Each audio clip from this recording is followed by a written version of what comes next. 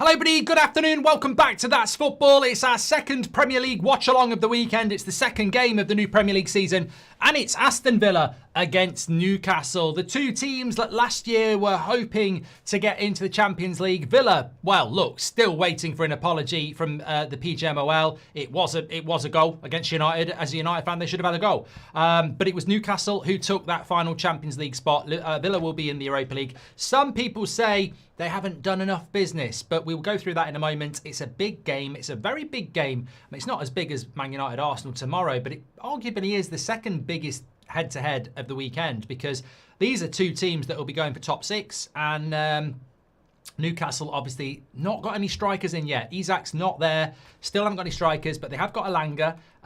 Villa, obviously, without Emi Martinez, we don't even know how long that's going to be. But, yeah, lots to get into. We're sponsored by True Classic. I'll talk about that in a moment. But basically, this has been a game changer for me. You know, wearing these T-shirts, you see them. They're just so good fitting. I mean, absolutely brilliant. I've been wearing them all summer. Different shades, you know, the olive green, the black, the navy, the white, even white. I've never really been a white T-shirt guy, but as an underlay under a shirt, absolutely fantastic. True Classic, link is in the description for that. trueclassic.com/classicbridge to save while you're at it. That's trueclassic.com/classicbridge. Trust me, these are the type of clothes you'll reach for again and again. And it's not just T-shirts, it's hoodies, sweatshirts, activewear. But the T-shirts are a real game changer. Check them out. Scan the QR code or go through the link in the description. I'll talk more about those in a moment. But we are here for Aston Villa against Newcastle. What are your score predictions? I'm going to start a poll straight away.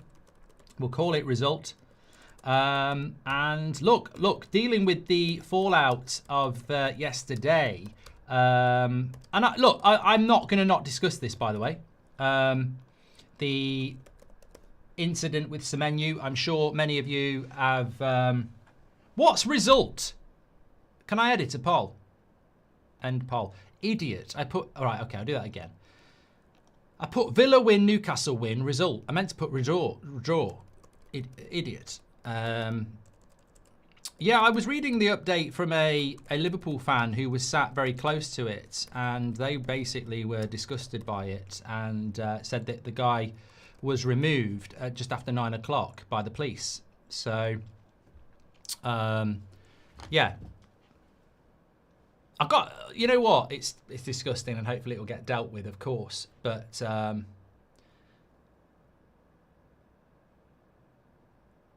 You know what though? I got sent a clip on TikTok of me when somebody said they got mugged by a group of people in wheelchairs.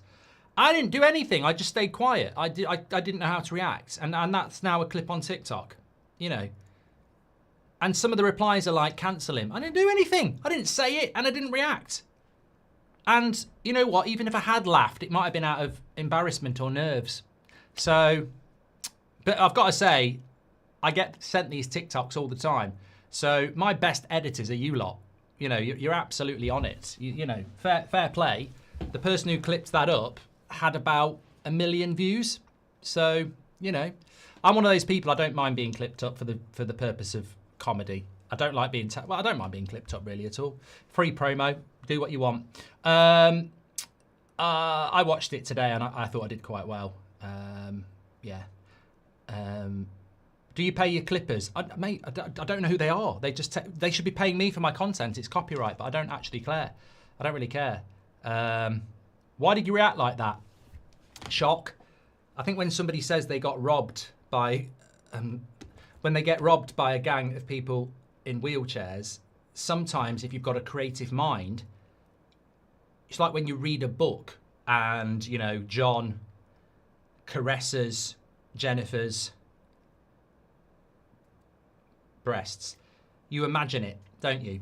So when somebody says, I was robbed by a group of people in a wheelchair, your mind starts seeing them rolling off down the road with a mobile phone with hoodies on and stuff. And, you know, it baffles your mind, basically.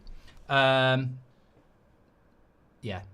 Okay, right, let's get into the show. Well, look, let's do the team news, actually. We'll come back to that in a moment. 5,000 tuning in already. This really is, well, I've always said it, but it is the place to be. Absolutely fantastic community. Can't wait for Arsenal Man United tomorrow. Genuinely think that could go all over the place. You just don't know. United could win it. Maybe a 1-0. I'd take that. Arsenal could win it 6-0. Yeah, I think that game tomorrow is massively, massively fascinating. I would take a draw. I really would. LFC fan, thank you very much for your super chat. Matt had his deleted. Don't know what he said. Don't know what he said, Jem, so I can't even comment. But, okay, let's... yeah, it's no point... I'm just not going to rise to it. You won't catch me out. I'm very happy to have the Premier League back. So, the Newcastle team, let's start with them. No Isak, Pope, Trippier, Shah, Byrne, Liveramento. Bruno G, Tonali and Joel Linton. What a midfield that is. I don't know why I'm getting my fist out, but that was it's a good midfield. Alanga, Gordon and Barnes. So Gordon playing down the middle. That has happened before. Botman on the bench. Ramsdale on the bench.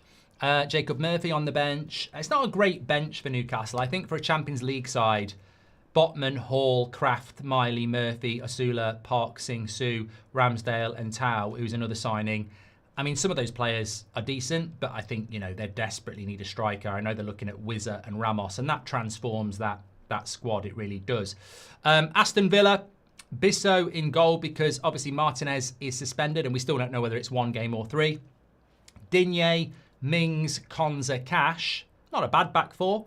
Anana, Kamara, McGinn, Tillemans, Rogers, Watkins. And then Bogard, Bendia, Torres, Matson, Mallon. And again, of course, Jacob Ramsey's not there because he's signed for the Newcastle side. So, look, I think for Villa, did Villa not buy a striker as well? He's probably on the bench. I'm trying to think what the name of the striker was. Who was the striker they bought? Is he on the bench? Talk to me, Villa. Talk to me. Who's the Villa? Isak won't play for Newcastle, so basically that's why he's not there. Someone's going to tell. Gazend, that's the striker, yeah. So, I think from Villa, let me give you my quick aspirations here for these two teams.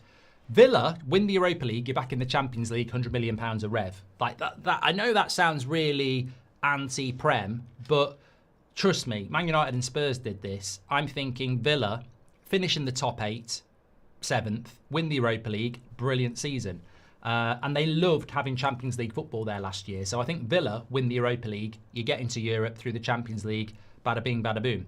Newcastle, it's important to be back in the Champions League. They're in the Champions League. They're not going to win it, so they've got to be looking at 5th place. And I think that is a good season for Newcastle. And as I said, for Newcastle, for Villa, win the Europa League and top 8 is a good season for them. Tell me I'm wrong.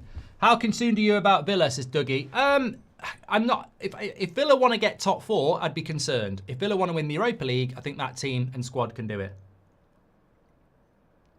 Emi Martinez has got a 1-match ban. It's sad for... Thank you very much for your super chats that are coming in, by the way. You can do that through the $sign. We'll read those out. It's sad for Villa because they have to...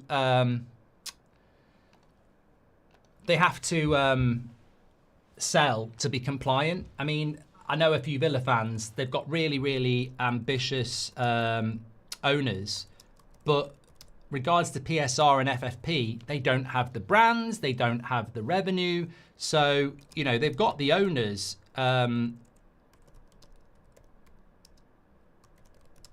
who want to be ambitious, but they can't. There's some. It's a double-edged sword, really, because for teams like Newcastle are struggling with it as well. In fact, it's a very good conversation point. How do Newcastle and Villa join the Arsenals, Liverpools, Man Cities, and Chelseas, even the Manchester Uniteds, when they're restricted by FFP and PSR? They've got owners that will match Chelsea spend and Arsenal spend, but they can't spend it because they're not allowed to, because they can't comply with FFP because of the limitations of their revenue. Now, the counter argument to that is if you let us spend well, then we would get more fans anyway, and then the revenue would go up. So it's tough for those teams, really. This is going to be a cracker, says Reagan. Looking forward to it, yeah. Ozzy Osbourne, rest in peace.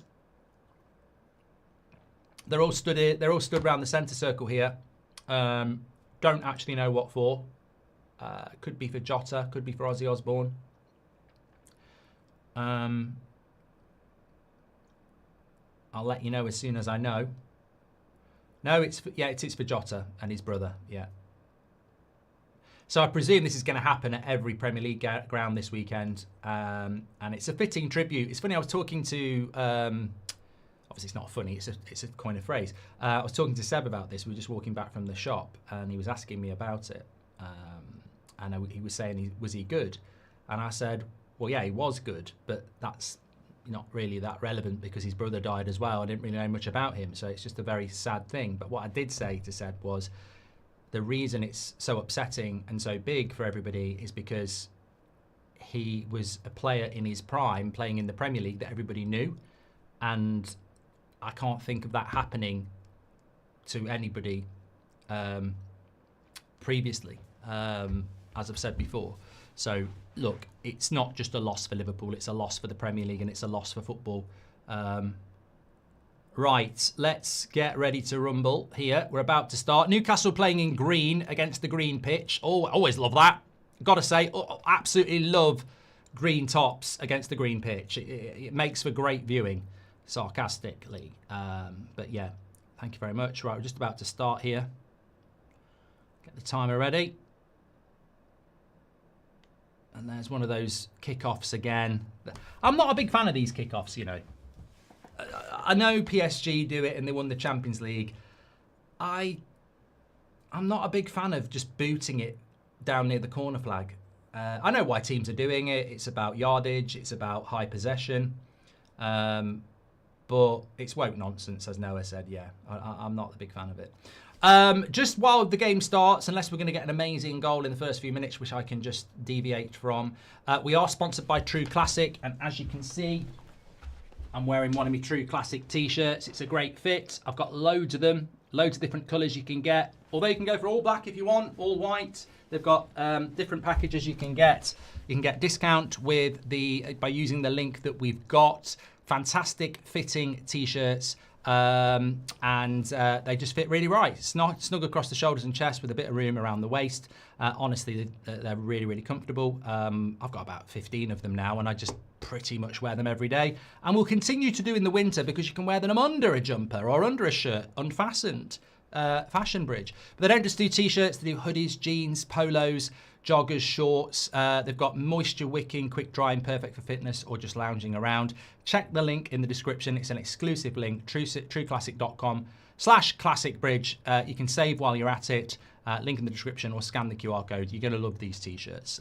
They've changed it for me. So thank you very much to True Classic, and check them out. I just think you need a collection of t-shirts if you're a man or a woman. I don't know, because I'm not one, so I don't know what your opinion are on t-shirts. But for us men, you get up in the morning, pair of joggers, t-shirt, pair of short, t-shirt. Want to wear an overshirt, t-shirt underneath. Different collar combos. Even lounging around in a pair of, boxer shorts with a t-shirt. Fantastic. Thank you very much to True Classic. Thank you very much for your super chats coming in as well. You can do that through the $. 57% going with the Villa win, 25% going with the Newcastle win, 18% going with the draw. Guess what? I'm going with the Villa win. I think Newcastle have got a very good midfield. I mean, look, to be fair, the Newcastle team is set up. Elanga. Oh my God, I've gone and jinxed it. Anthony Elanga. Great save by the keeper. Great save by the keeper. What a save from Elanga. Villa messing up at the back. And that should have been 1-0. But it's still them. And it goes over the bar. I don't know his name. That should have been 1-0. Anthony Elanga would have been scoring on his competitive debut. And to be fair, it was a good height for the keeper. But Newcastle also looking for a penalty. Probably was a penalty.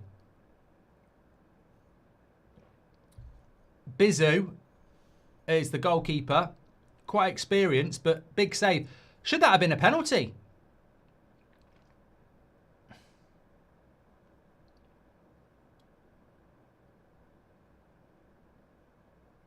Well, again, VAR. KN29 says get up. Looked a bit soft. I need to see a replay, Tony. I'll run a poll on it. Was it a penalty? Corner to Newcastle. Well, I was just about to say this. I've gone with a Villa win. And I want Villa to do well because I live... They're my most local Premier League club. And I know a lot of Villa fans. But I want Villa to do well. But I've got nothing against Newcastle. And actually, every time anybody writes Newcastle off, even without strikers, it's still a decent front three of Barnes, Gordon and Elanga. Then you've got one of the best midfields in the Premier League and a very, very, well-organised defence. So Newcastle will still be a decent team until they get their strikers in as well. So although I've gone with the Villa win, it wouldn't surprise me if Newcastle won. And then they had a very, very good chance as well. But I'd love to see a replay of that penalty shout on Harvey Barnes. I must admit, I did think it looked soft. But they've not shown a replay of it, really.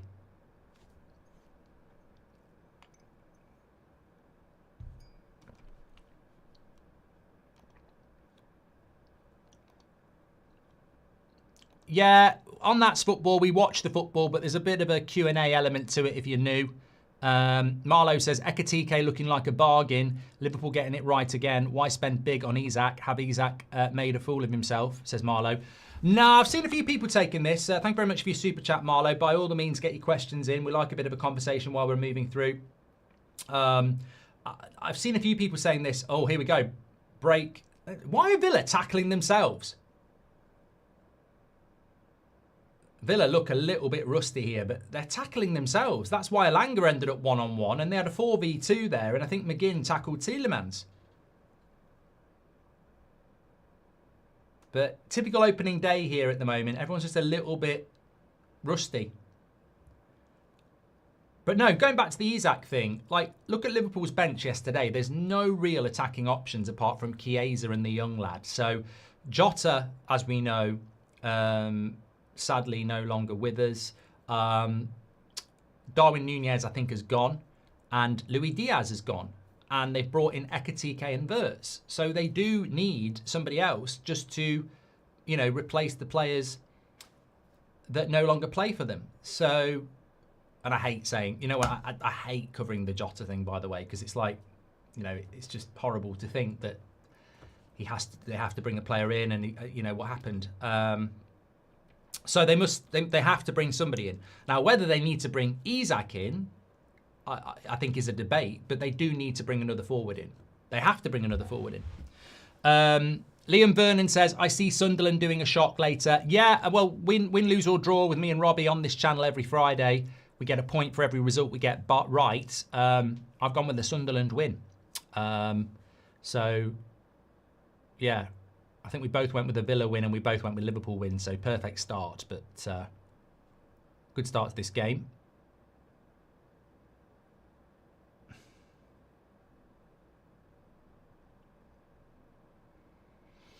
Thanks for your super chat, Liam Vernon. Thanks everybody who's tuning in as well.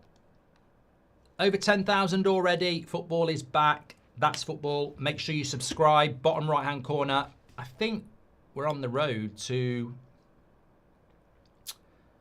I don't know why it says 1.39. That's wrong. We're on 1.385. We're 100 away from 1.386. It's rounding up.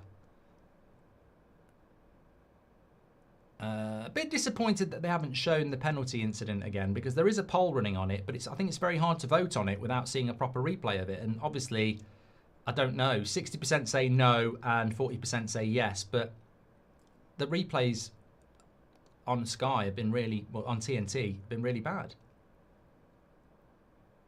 And they've had plenty of opportunity to show us a replay. I do wonder sometimes, cynically, if they don't show the replays, because the relationships between the PJMOL, the radio stations and the TV stations, as I know from working with a radio station a couple of years ago, is that they have meetings every couple of weeks with the media suppliers. So there's a good relationship there. And I do wonder sometimes if there is borderline decisions. If you don't show replays, it would help us, because I don't understand why we haven't seen it.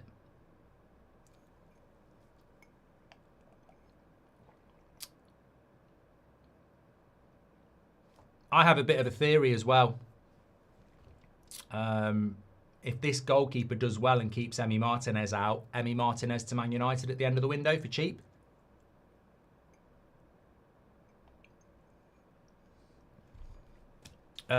Space Cowboy says, I think Liverpool will settle with Chiesa for the squad. I think Isak is leaving Newcastle, and for Liverpool, I've been wrong before, but I just genuinely have said that for a long time. Xhaka signing for Sunderland will really help them. Yeah, Rebecca, we've mentioned this before. It's like we were talking at the end of last season on this channel about what you'd do as a newly promoted team to stay up. And I was saying, really, it's about the spine and bringing in Premier League proven players. So, you know, if you could get James Ward-Prowse in your midfield, a fit Callum Wilson up front, Tarkowski at centre-back, I think those 3 players would probably keep you up because of their experience. So bringing someone like Xhaka in, very, very intelligent. Not so sure about Jordan Henderson at Burnley, but we'll see. At least they're having a go. It surprises me that, unless I've completely missed the activity of Burnley and Leeds, it surprises me that Sunderland have outspent them when they were the team that came up through the playoff. Oh, he's gone. Henderson's at Brentford. Oh, I thought he'd gone to Burnley. I think he's crap anyway. Brentford, Burnley, doesn't change the fact I think he's crap. Prove me wrong. He's a good player at Liverpool, but when I say he was a good player at Liverpool, he was a good player at Liverpool. I wouldn't put him in the same category as a McAllister, though. Gary or Alexi. Burnley got Kyle Walker. Now, you know what? Opening weekend of the Premier League since I was a kid, always just want to watch everybody. And that'll die down after the international break, because the international break kills it. And after the international break, you basically just focus on the big games. But first 3 weeks, FPL, I know a lot of people are playing that. Should have been a goal for Newcastle. Lovely cross into the box. Anthony Gordon, a little bit high for him. We've seen a lot of these crosses this season. I don't know whether it's the ball, adjusting to the ball, because it's Puma, isn't it? And it's a lovely ball. I've got one. I'll go and get it at half time, actually. And I'll put it up on, I'll show you it. Proper ball. Puma sent it me. But I've seen a lot of these crosses, Ekatike yesterday, where it looks like a great cross and they're sort of getting a little bit underneath it. So maybe there's a little bit of adjustment.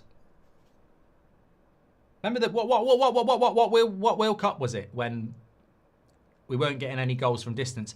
Morgan Rogers, nah, not a foul.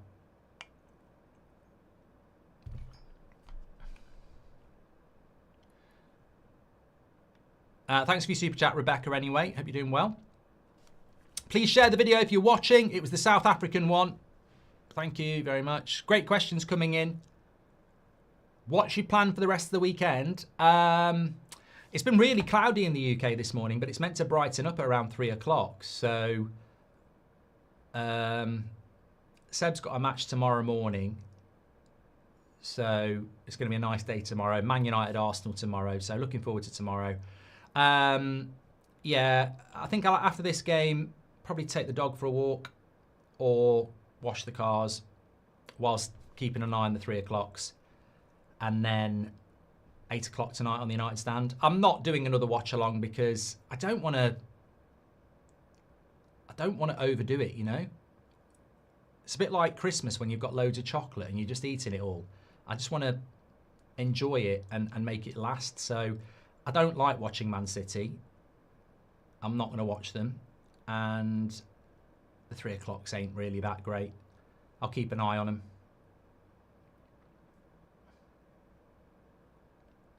Yeah, I can't wait for Arsenal tomorrow. We'll be on the United stand for that one. And when I say I can't wait for Arsenal, I mean, I'm on That's Football talking about football. Like, That's Football isn't the United stand. Goal! Oh, Alanga! Should have done better there. Cross to the back post. Didn't get hold of it. Obviously, as a United fan, I want us to do well. But from a That's Football point of view, we're talking about the top 6. We're talking about the title race. We're talking about the relegation battle. I can talk about other clubs more. And I am excited to see what Arsenal are about. I don't know tomorrow how much I'll get to watch Arsenal. Because obviously I'll be analysing United a lot more. And I find it very difficult to analyse the opposition when I'm watching another team. So I'm probably more looking forward to them playing Leeds next Saturday evening at 5:30. But I'm just interested to see Arsenal, how they do. I think Zubimendi is going to be the dark horse signing of the summer. I think everybody knows he's good, but I don't think they watch him week in, week out to realise how good he is. Gyökeres, I think, is going to be really good as well. Add into the equation that Arsenal are already a good side. Yeah. I've got a question for you, a bit of trivia actually. No one's done an either or yet. So can you guess the two player? A lot of bad passing, says no. Yeah, Villa look a little bit rusty. Opening day can be like that. I wouldn't be too disappointed with that. I said this last night. Opening day, you know, doesn't matter how much well you do in pre-season. It takes a bit of time to get match sharpness. You can see that in everybody's touch. The cross comes in from McGinn, cleared away. Well done, Dan Burn and Newcastle clear it. Can you guess the two players who covered the most distance in the Liverpool-Bournemouth game yesterday? I'm going to keep an eye on the live chat, and whoever gets it first, I'm going to give you a big shout out. Who covered the most distance in the Liverpool against Bournemouth game yesterday? Two players. Right, Jacob has one, and so does Eid. Some people don't understand two, do they? They're just writing one name. I suppose this is why people fail at exams, isn't it? No, I can't see anybody getting it at the moment. Right, a few people have said Wirtz, so you're right, Wirtz is one of them.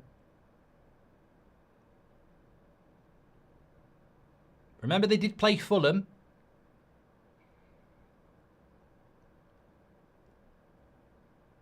Everyone's just saying Liverpool players. They played Fulham, and Fulham did a lot of running. So why would it just be Liverpool players?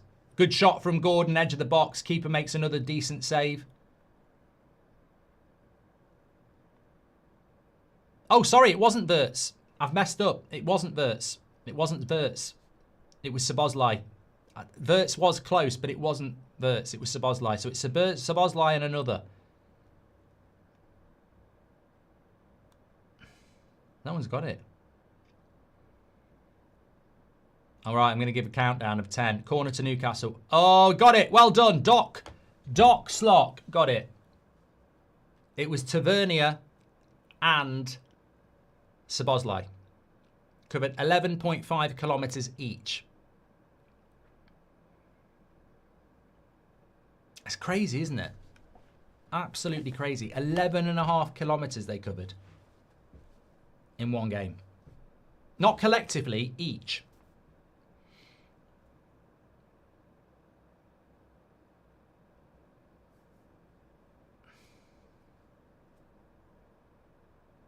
Keeper looks all right, says Doug. Where's he from? I can't remember where they got him from. I want to say the Bundesliga, but I'd be guessing. I think he's a bit old. I think he's like 32. 34. And they got him from Brest. Cue the jokes. No, he didn't come as a pair. They only got one. Yeah, he's 34. He has played a game for the Netherlands once. But he played for Brest for 4 years.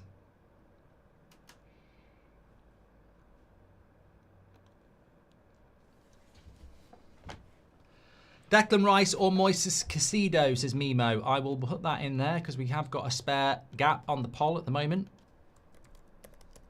You know what I think we should do? Sponsored polls. I think like McDonald's should come in and give us £1,000 and say either or, Big Mac or chicken nuggets. Sponsored polls. That's the future. Okay, so Declan Rice or Caicedo? Caicedo or Rice? Good one. We had one yesterday, Palmer against Saka, and Palmer won. Which I don't know. I mean, I like Saka. I mean, I like Palmer, but I like Saka. I would have voted Saka on that one. I didn't say yesterday. Prawn Crackers says the wheelchair guy covered most yards, miles away from human decency. Well, very equal game here in the first 20 minutes.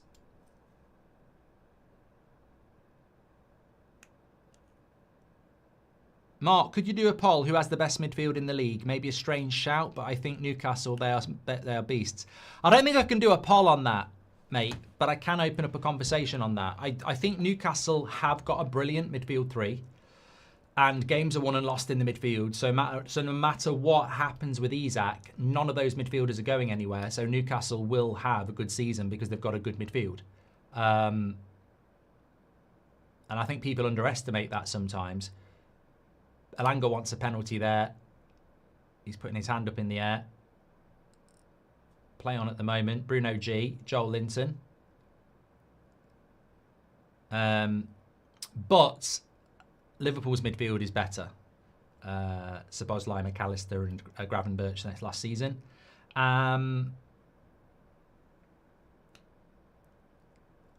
Chelsea have got a good midfield. Arsenal this season, I think, have got a good midfield as well. So, but I'd put Newcastle in the top 4 for midfields. Howder says, thank you very much for your super chat, Howder. He says, people slagging off first. Is this the moment when you realise how weird some of supporters are and Wirtz becoming a contender to player of the season? They have to be club-to-club banter, surely, says Howder. I just think new signings, ball over the top, but Pope's there to clear it. I think new signings, less and less in the modern world, patience exists. It just doesn't, you know what? Most people spend their time on a social media platform flipping between 10-second clips, and we wonder why there's no patience in society. How hard is it to get somebody to sit and watch a film for 2 hours now without a phone? So I'm not surprised that patience is becoming less and less in football because society is breeding lack of patience. So if you're a new signing and you don't look good straight away, you're almost getting slagged off. I saw it with Agate last year at United, and it amazes me because there are so many examples of players that take time to adjust and end up being brilliant players. Look at Fabinho at Liverpool. Not a great first season. Look at Gravenberch. Not a great first season. Look at Everett and Vidic at United. Shit at the start. Ended up being 2 legends. So you do wonder what would have happened to those players if they'd been slagged off by the media. You know, we're probably burning players now with a lack of patience. I wish there was more patience in society. Like every year in the summer, I always watch the film Heat because I love it. It's just so rewatchable. It's probably my favourite film. So tonight, I'm either going to watch Heat or Jaws. Heat goes on for about 3 hours, I think. And it'll fly by to me because I just love the film, the way it's. I love the characters. I love LA. I just love it. You know, it's just so well shot. I won't pick up my phone once. I'll probably have to have a couple of pisses because I'm getting into my 40s now. But I would just be totally transfixed by it and entertained by it. And I can read a book. I can sit and read a book on the train from Birmingham to London, and that will take up my journey, and I won't look at my phone once. I don't think many people can do that. You should train yourself to do it. I think patience is one of the best virtues. Well, they say it, patience is a virtue. And I just don't think a lot of people have it. Jaws Watchalong. You can't do it on Twitch anymore. They were good fun. If you're an Amazon Prime user, you could watch the film on Twitch with a live chat all together. It was good fun.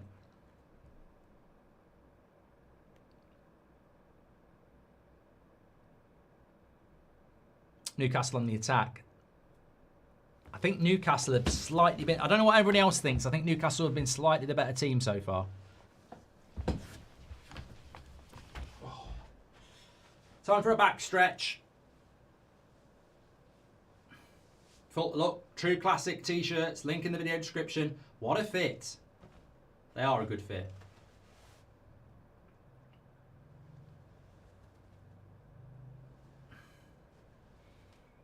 Still recovering from my intercostal muscle. Don't ever get one of those. Trust me, don't get a rib intercostal muscle injury. I mean, I'm talking as if you'd order one from Amazon, but don't listen to Goldbridge, get me one. No, it's probably one of the worst injuries I've had. It absolutely is just so long to recover from it, and you can tweak it and go back 2 weeks just by opening a window. It's basically the muscles between your ribs. and they just take weeks to repair. Hip injuries do hurt as well. Salah or Rafinha, and Eze or Rodgers, says Ricardo. Salah over Rafinha and Rodgers over Eze for me. But that's a good one. I'll run a poll on that one, Ricardo. So Rice has beaten Casido 57 to 43%. I am going to run that Eze or Rodgers one. I like that. He'll end up at Arsenal.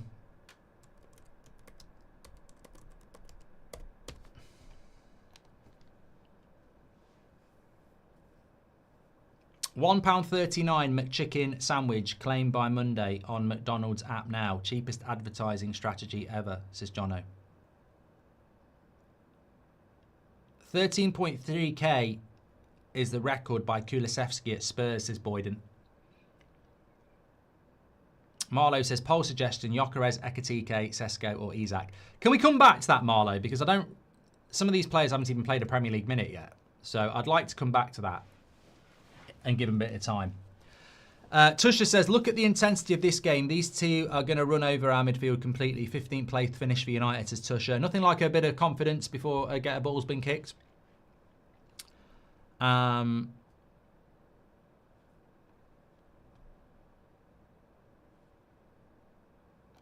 He's going to Spurs, says Luca, in relation to Eze. Well, he'll only go to Spurs if Spurs don't want him. Oh, has anyone drank these before? They're so nice. I mean, they're massively... I think they're overpriced, but they are nice. Green Machine, Super Smoothie, Kiwi, Pineapple, Apple, and Spirulina. Sounds like an Italian midfielder. Spirulina. Spirulina. Sorry, Spirulina. I've never bloody heard of it. I'm going to put something in my mouth I've never heard of.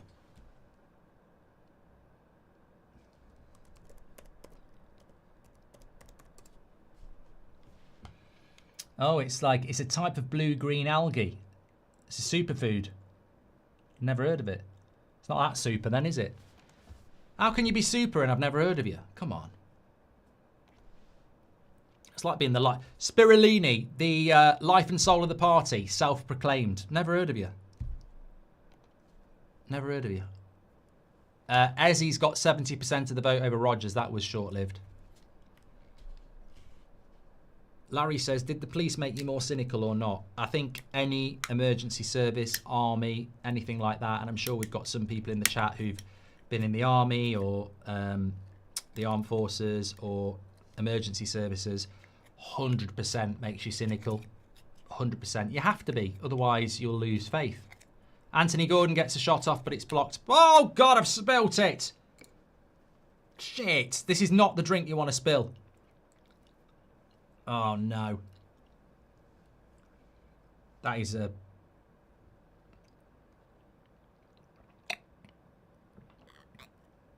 Right. I'm going to say this. Seb had a bottle of Oasis earlier, and I've had a bottle of Naked Green Machine. What is it? I'm glad that happened, actually, even though it's all over my paperwork. I'm actually glad it happened, because why is it bottle top drinks don't open properly? This needs to be spoken about by Trump and the British government and every other government. You open a bottle top and the last bit of plastic doesn't come off. And to get it off, you end up spilling your drink because it's so full. It's the most annoying thing in modern day. Bottle tops, you untwist them and the last bit doesn't come off. And then you pull it and it breaks. Oh, apparently it's to prevent littering. Actually, that's quite a good idea. That is not a bad idea. Right, I need a tissue.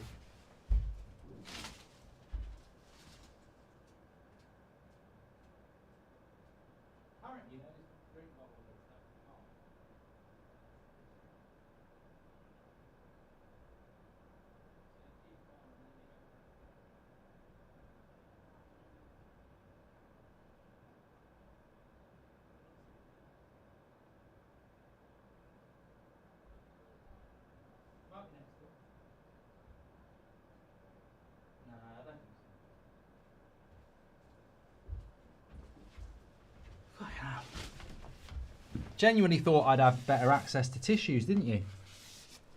This being my streaming room. Just shows you, doesn't it? And it's next to a computer. Shows you I'm not like that. Mrs. Goldbridge should be watching. That's a voucher verification if ever you wanted one. No tissues next to my computer.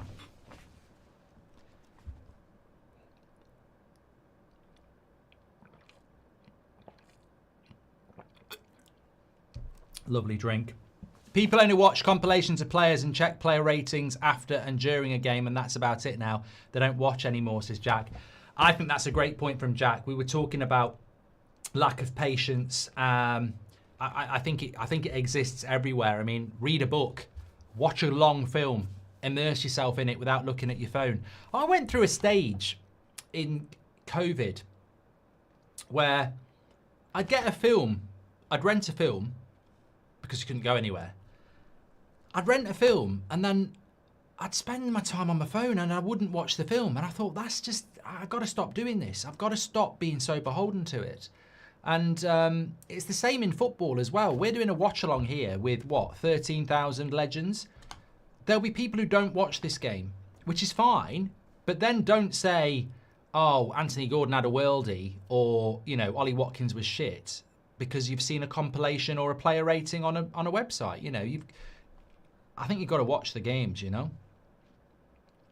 Marco Pierre White or Gordon Ramsay, says Sully. They've never cooked for me, and they probably never will.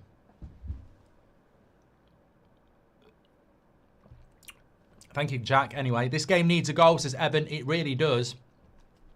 I mean, to be fair, it probably had a draw written all over it. What do you think? Who do you think has the best defence this season? Well, Arsenal have had the best defence for the last couple of years, laser sharp, haven't they? And I would say that they probably will again. Midday summer kickoff versus winter nighttime kickoff. Samsung, I don't think you can beat football from about mid-October to Christmas. I think 3 o'clock kickoffs when it's getting dark, autumnal weather. It's just something special about that. I think it goes back to being a kid. Here we go, bit of break. Watkins loves to be in these situations. He's up against Dan Burn, goes to his left foot. Dan Burn does well, and it gets cleared away. Ezzy's close to joining Spurs, says Jack. This would be a great signing for Spurs. Do you think Gakpo is the best Premier League left winger right now? And if so, by what margins, says Persons? I think it's a little bit early to be saying that. I do like Gakpo, but we don't have an abundance of brilliant left wingers in the Premier League. You've got loads of right wingers. I think Anthony Gordon's a good player on the left when he's playing there. Matoma at Brighton when he plays is a very good player, but I think you've got a good shout. Yeah, I don't class Cunha as a left winger, Ladner. I class him as a number 10.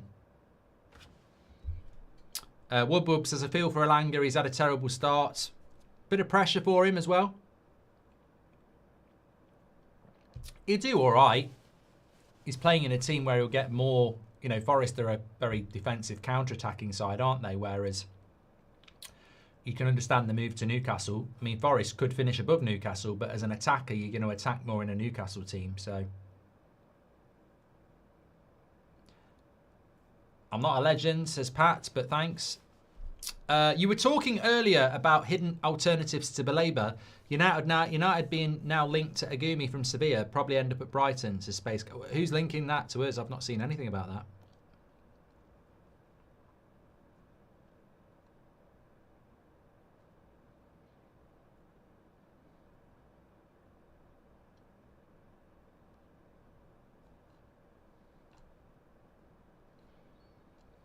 Nice message by Semenyu, by the way. He says, last night at Anfield will stay with me forever, not because of one person's words, but because of how the entire football family stood together.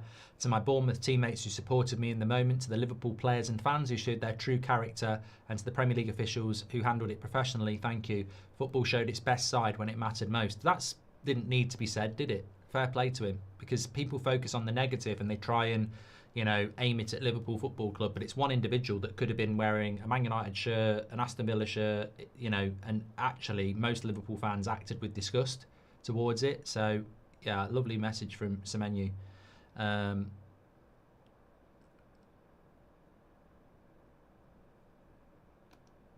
cross coming in from Newcastle. This game does need a goal. And you feel whoever scores first is going to end up with a positive result.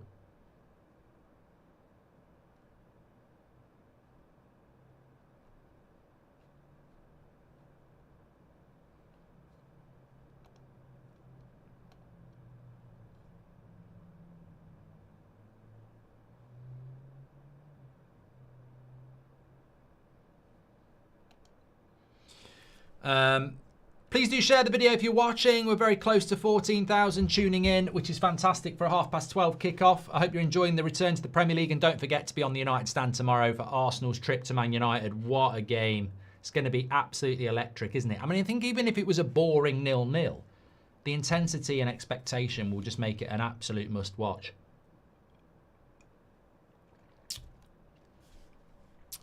Shaz or Dave, says Mitchell Connor. I think most people wouldn't know who they are.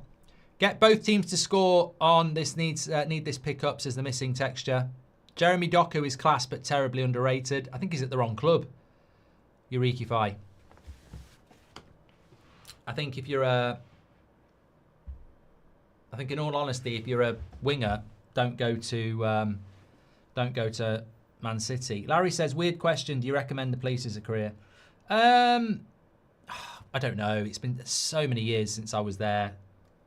I genuinely don't know.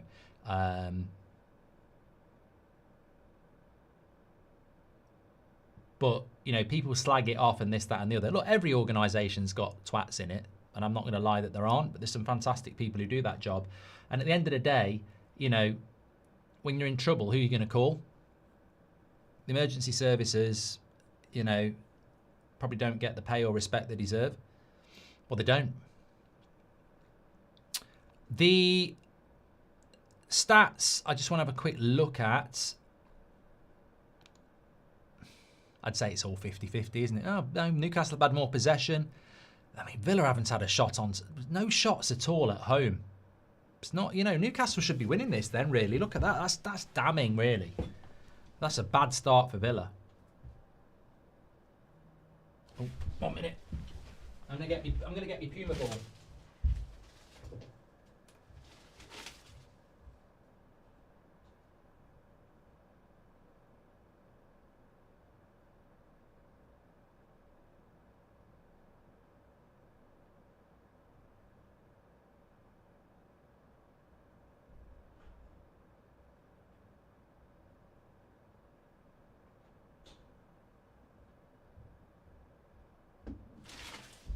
Damn it. You know when you're in a rush?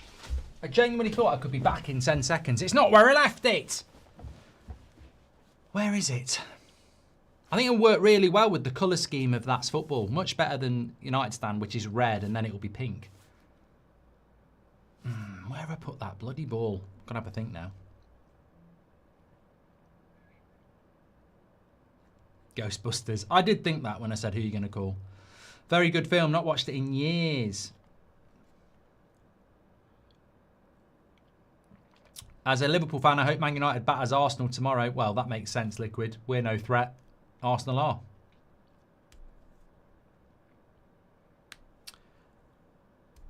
Can we do a poll, Xavi versus Pirlo? Well, we can, but I'm not a big one on... I don't trust historic polls because, you know, it's like that clip I got sent last year of two YouTubers on Sky arguing that Rodri was better than Roy Keane, and I know them and I know how old they are, and neither of them was older than 27. Well, Roy Keane was in his prime in 1999, 26 years ago. So one of them was probably still up their mum's chuff, and the other one was probably still shitting themselves in a pair of Pampers. So don't talk to me about Rodri being better than Roy Keane, because there ain't no way you've spent, you know, weeks watching 90-minute games of Roy Keane when it's a club you don't even bloody support. So I don't trust the historic votes, because through no fault of your own, some of you will just be basing it on clips and compilations when I think to really understand, I can't tell you how good George Best was. He looks bloody good on the clips, but I can't tell you how good he was comparable to someone like Messi because I didn't watch. I think you learn so much about a player in the non-clips points. You know, how hard did they work for the team? You know, how many chances did they create that didn't end up with a goal? I think that's how you learn about a player. If United were to go bust, who would you support, Mark, says Ben? Well, we'd never go bust, would we? If United didn't exist, who would I support? The first kit I had was an Everton kit. The first game I remember watching in its entirety was... The first big game I remember watching in its entirety was probably the Spurs-Coventry final, and I quite liked Spurs. So I don't know. I don't know.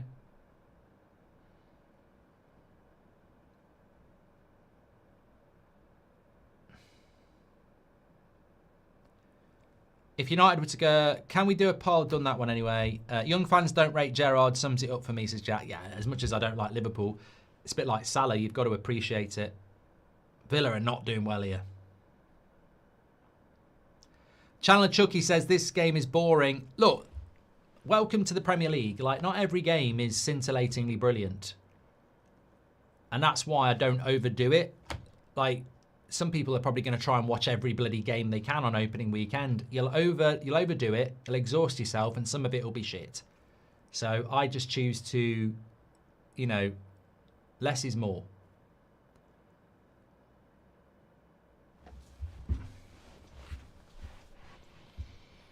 Who would you say, Mark? Keane or Rodri? Roy Keane, 100%. I think he's massively, you know, I think because players become pundits, and as pundits, you're never going to be correct. You're going to have bad takes.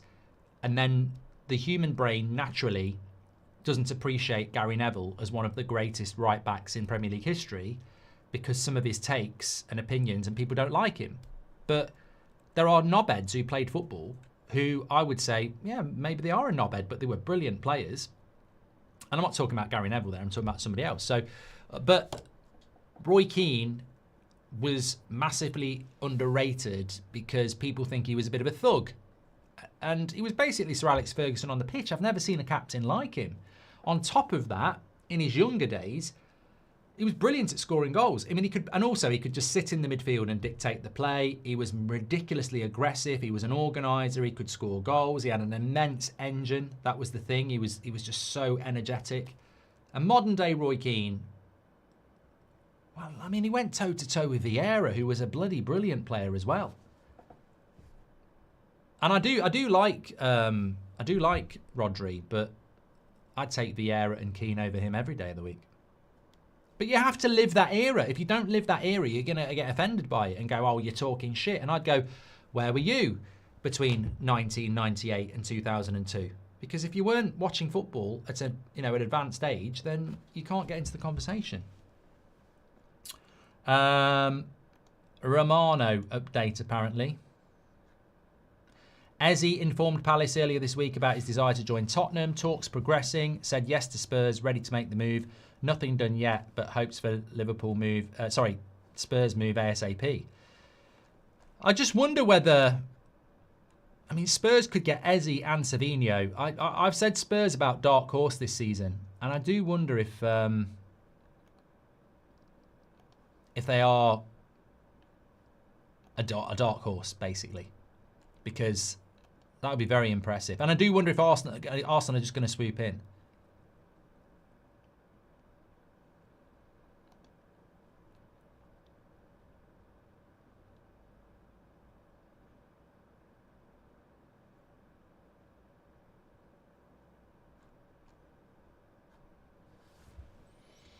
Lovely switch of the play to Harvey Barnes. Livramento, corner. Yeah, game needs a goal. Newcastle impressive though. I mean, you might take the piss out of them for not making any signings, but they still had the basis of a very good team. Isak scored the goals, but they've still got all those players, and they will get strikers in. Headed away. 2 minutes to go to half time.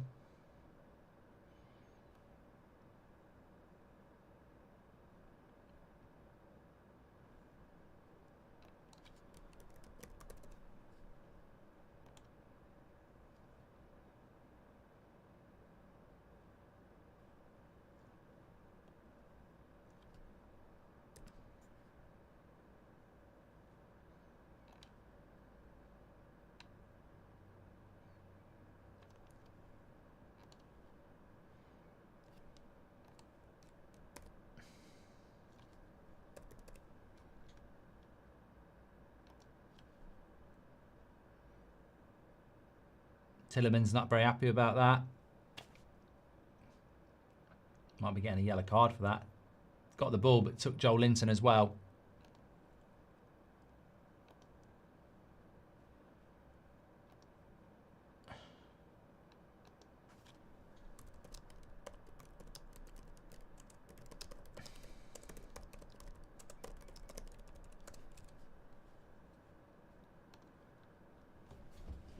And Joel Linton ends up getting a yellow card straight after being fouled himself.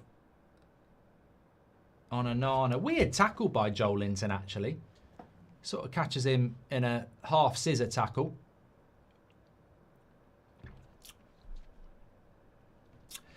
Suleiman says, which team do you think will be the biggest underperformer this season? It's a good question. I think that I was literally talking about this yesterday, wasn't I? You know, it's impossible for every single team.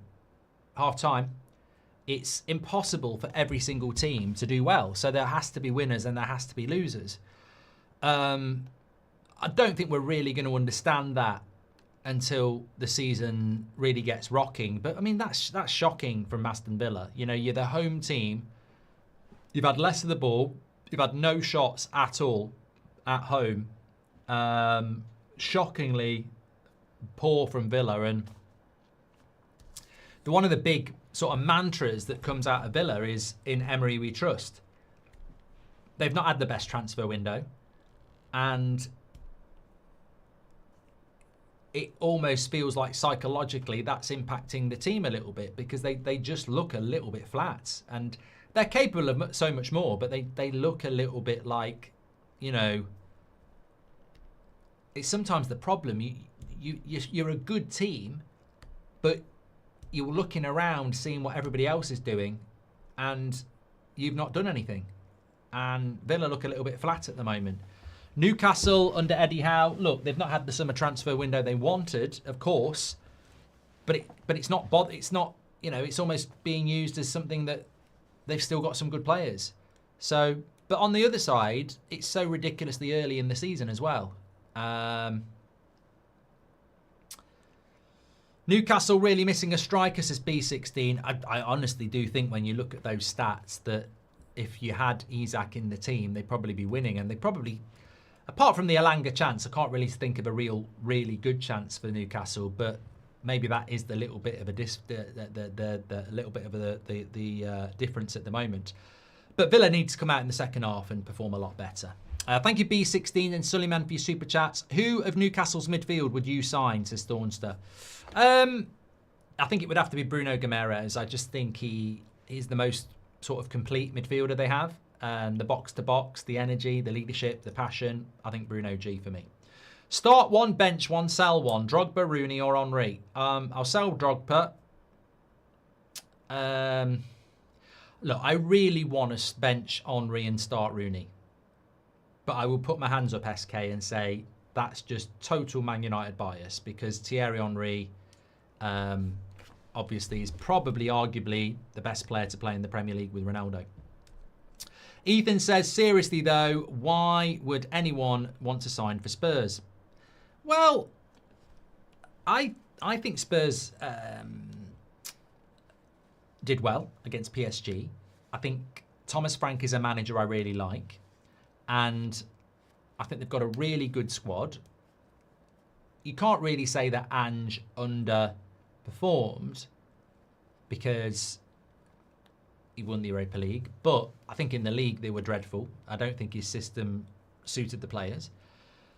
Thomas Frank's system is a little bit more basic, but effective and easier for players to understand. So, and obviously at Brentford, he didn't have the budget that he's now got. And it's, you know what I like about Thomas Frank? It's the players he's gone for. Kudos, Eze, Savinho. He's going for flair players. So I like Thomas Frank, and I've always said that Spurs are quite an inoffensive club. So I think that Spurs could be the dark horse. And if you're pulling players like Eze in, I'll miss seeing Son in the Premier League, says Rebecca. Yeah, fantastic player, Premier League player, actually. Brilliant assessment, really. He's really just been a brilliant Premier League player, hasn't he? Harvey says, I think Sunderland looked at the Forest model when they came up. Remember, they bought like 50 players. Now look at them. I think Sunderland are definitely staying up, says Harvey. It will be hard. Liquid says, if he wasn't Irish, people would definitely rate him, says Liquid. I don't know. I don't know. I don't think that's the reason. I may be wrong. Too many Man United players are mainstream pundits these days, to be honest, but less insufferable than Carragher at least, says Pato. Will Isaac Deal pick up after the Liverpool game, says Keith. Whatever happens, there's just no way that Isaac would be playing for Liverpool against Newcastle a week on Monday. So I don't know whether the deal has to happen after that. It can happen before. He just won't be playing. And I think everybody knows and understands that logic completely. Have you changed your mind on any Premier League predictions? Well, not after 2 games, no. Well, actually, I tell a lie. I said it on the United stand. I put Man United 5th. If United don't buy a midfielder and a goalkeeper, I've got to be honest. Like, if and forget the order. If it's Chelsea, Man City, Arsenal and Liverpool in the top 4, and 5th place is the last Champions League spot, I'm not sure I'm putting Man United in there at the moment. I'm really not. Always got to be optimistic. I think, you know, if you're a Sunderland fan, you want to stay up. If you are a Villa fan, you want to win the Europa League. If you're a Brighton fan, you want to be in the top 8. So I'm just a United fan putting us into 5th. But honestly, looking at Newcastle, and they're going to add strikers, they're better than us. Like, they are better than us. I don't see us going to St James's Park and beating them. So I think that 5th place is going to be very difficult for Man United with this. Are you doing a Man City watch along later? I find it hard to watch Man City. I am doing Man City Spurs next Saturday, but not Wolves. I don't like watching Man City in games that they're clearly going to win, and I think Wolves are, you know, going to get picked off by Man City today. So no. I'll keep an eye on it, but I'm not doing a watch along for it. Thoughts on Sheffield Wednesday and Morecambe situation, says Joel. Excuse my ignorance, but all I really know is that they're in trouble. I don't really know to what extent. Chris Wood goal prediction. Look, if it wasn't Nuno as the Elanga chance again, if he'd have put it, you know what? If he's in a Liverpool shirt, he scores that goal. You know what Elanga's done wrong there? You notice how, I was talking about this yesterday. You notice when Liverpool shoot, they shoot low. I wonder if they do work on that, because Elanga goes low there and that's a goal. Keeper can't save it. The height on it gives him a chance. And that's just the difference, isn't it, between high and, you know. Thoughts on the Sheffield Wednesday? I've done that one. Appreciate it.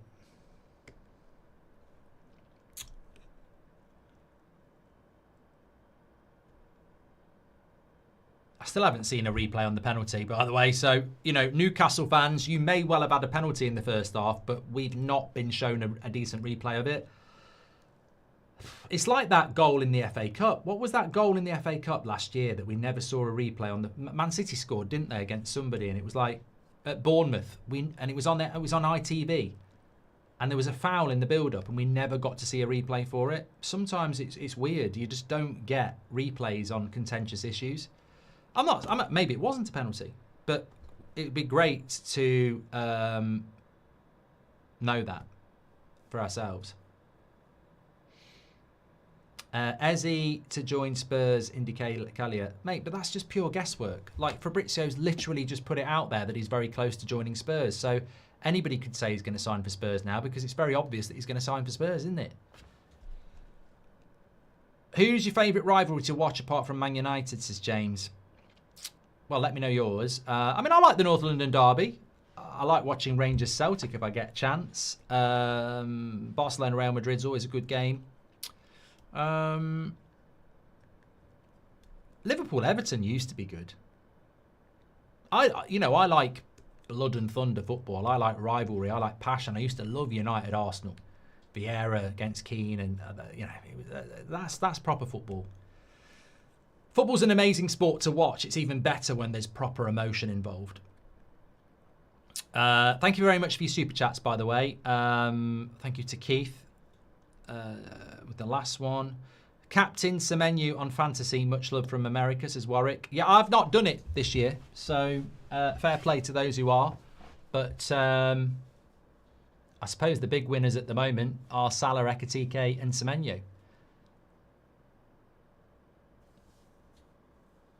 Rodrigo going to City.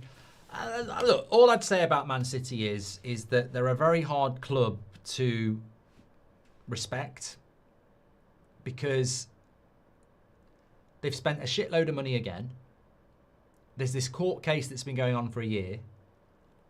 I think it's been completely mishandled, and I do have a lot of sympathy for Man City fans because some of them are quite arrogantly saying we'll be fine. Some of them are just putting a front up. But it's hard for any other Premier League club or fan to respect Man City when they're in a court case like this for over a year and we're going into another season where they're spending a load of money. And you're sort of like, it's football in limbo, isn't it? And as a Man City fan, of course, you've just got to back your team and support your team and hope that everything carries on as normal. But for most of us, we're sort of like, this was meant to be resolved at the end of the season. We're now starting another season. Now, my feeling is, and it's pure guesswork, is that the Premier League have messed this up. We've all read what the charges are, and I think we all understand what's happened. You know, money deals have been inflated to get money into the club. But I think the Premier League have messed it up. I really do. And even if anything happens, I don't see it being any more than a fine or a very small points deduction. Look at how quickly they dealt with Everton and Nottingham Forest, and look at how slow this has gone. So, and look at how much money Man City have spent, and look at the players they're bringing in. I mean, do you think Cherki, Rodrigo, Donnarumma aren't going to ask what happens if you get relegated or anything like that? So I think Man City, I'm sort of bored of it now. You know, when the Premier League started it off with 115 charges, it really did look like that it had teeth. But obviously Man City have got the best lawyers. They've got the money to fight it. And do you trust the Premier League?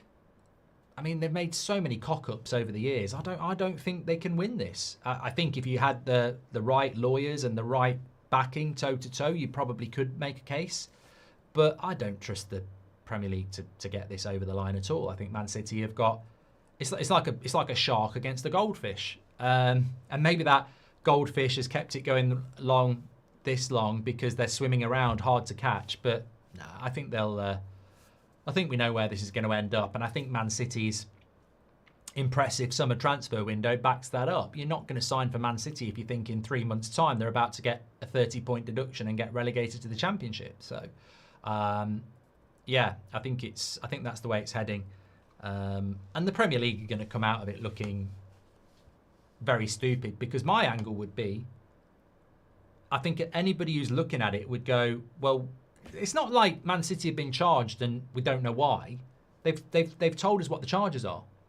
And it's very obvious that Man City's revenue and spend doesn't match what they were in 2008. How have they got that much money into the club so quickly?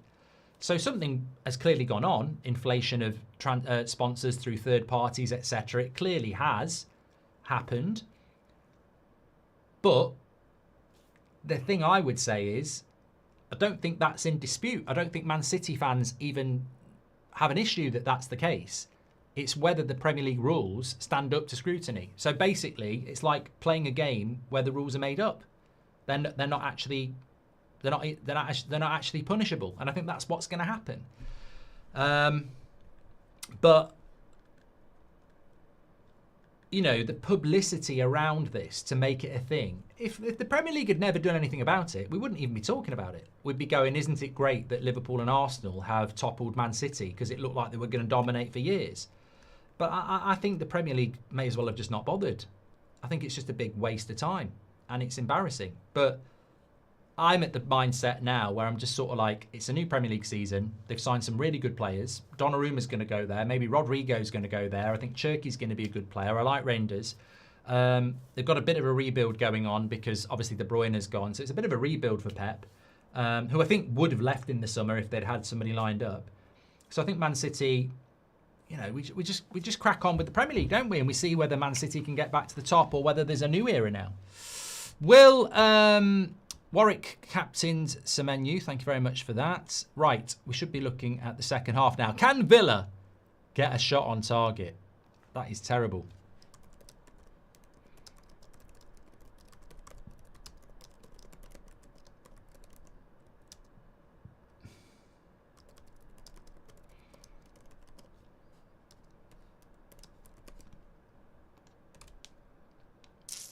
Nearly 15,000 watching. Thank you everybody for tuning in. Please do subscribe to the channel, bottom right hand corner. Get involved with That's Football. I was saving this for last anyway. Villa's still on holiday, says Jamer. Hopefully, we've got a couple of really big things happening on the channel over the next coming days and weeks. So make sure you subscribe and get involved, because as last season, we had a couple of things going on. And, you know, we're always looking to do new things, push the envelope, open the door so that others can follow. So, yeah, look, hopefully really big things going to happen. And we're very excited about them. So make sure you subscribe. Make sure you're tuning in. As always, do you think you'll be doing a Man City in crisis video anytime soon? Mate, even if I have to make it up, I will. It wouldn't be the start of a Premier League season without a Man City in crisis video. But quite what that crisis would be, I think they're going to start the season quite well. I think Chelsea and Man City will start the season well. I wouldn't be surprised going into the international break if one of those two are top. That's my tip. Chelsea or Man City will be top going into the international break.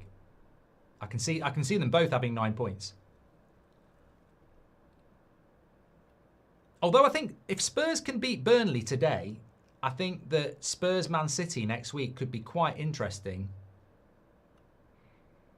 Anyway, we're up and running here. Can Villa get a shot on target? What, a shot at all? Don't forget, we're sponsored by True Classic T-shirts. I'm wearing them here. Get your discounts through the link in the description or scan the QR code. Fantastic T-shirts. Get yourself a pack today. Also, they do loads of other stuff as well. Doctor Strange says Spurs will beat City.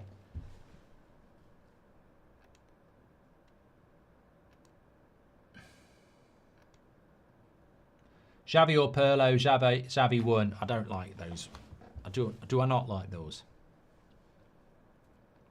Dan says, you've just reminded me about the international break.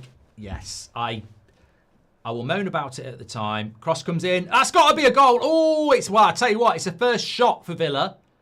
And it's the first shot on target for Villa. And it's in the first 90 seconds of the second half. It's a lovely cross by John McGinn. Kamara with the header straight at Pope. Does count as a shot, even though even if it's with your head. He probably should have scored. Probably should have scored. Yeah, just talking about the international break, I despise them. I despise them. September, October, November international breaks are killers.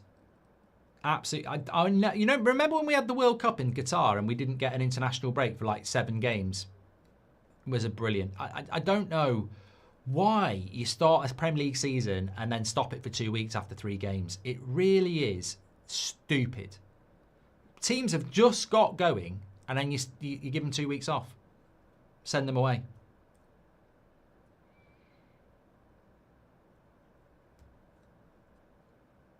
Who do you think is going to win? Well, hopefully Villa are going to come out second half a little bit better.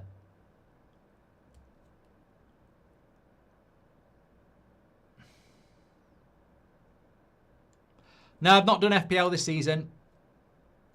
No.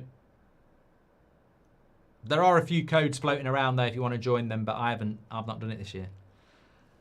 Too busy on the stuff that we're trying to get through for That's Football. I ain't got time to sit there doing bloody FPL.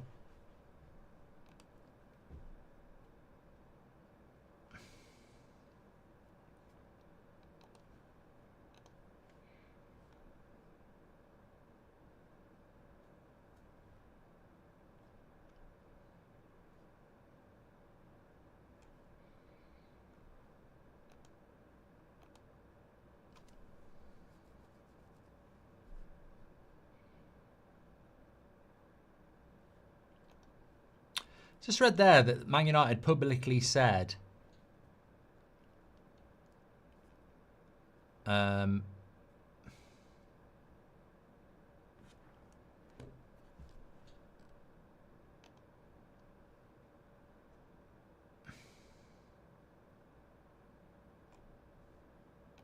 they've got 5 in, 5 out.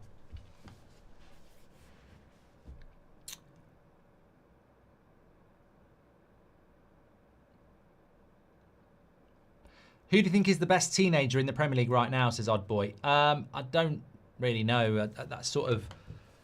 It's not the way I do things, mate. I don't look at the parameters of stuff like that. I wouldn't know who's 21 and 18 and all that. I don't know.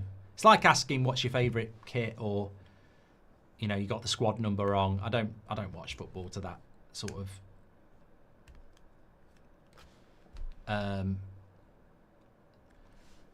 parameter. A lot of people saying Rio at Liverpool. And Yoro's a good shout.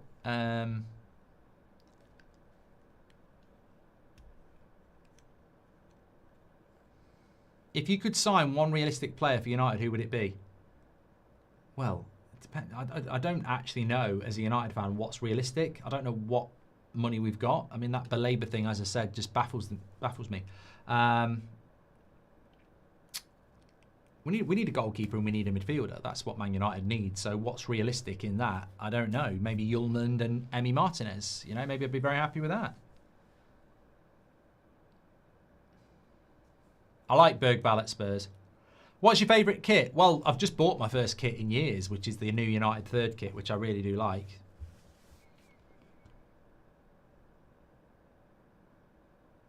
For no reason at all, UFC main event predictions. You're asking the wrong person, Dunder. I don't watch it. It's not that I don't like it. I just don't have enough time for it in my life.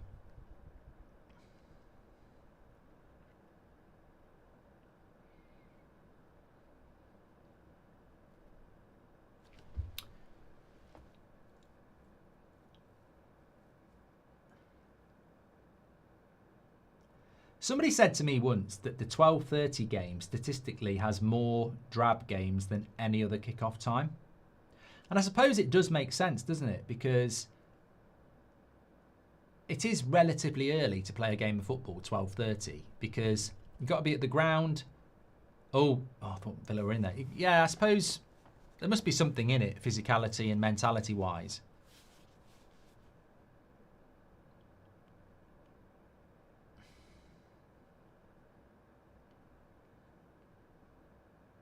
Ladner says Estevao is just a Brazilian Mudryk.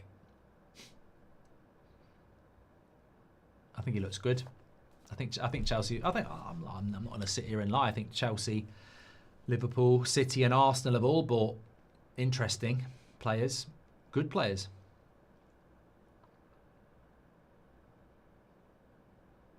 Villa on the attack here. Still very rusty.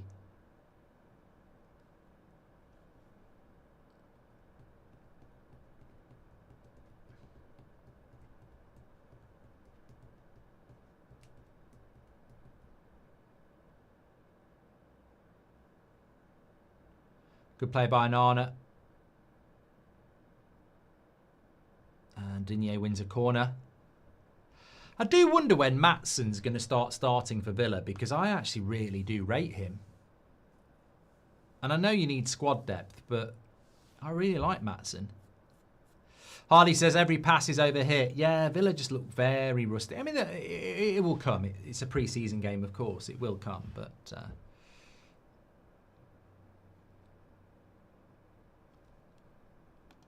corner to Villa. Tillemans is on it. Please do subscribe to the channel, by the way. We're only 50 subscribers away from 386,000. So thank you very much for tuning in. Here's Tillemans. Cross looks decent. Why is no one moving for that? He's absolutely correct. Why is no one moving for that? Pope can't come for it. This is, you know, when you put a cross like that in, you're fuming. What a waste.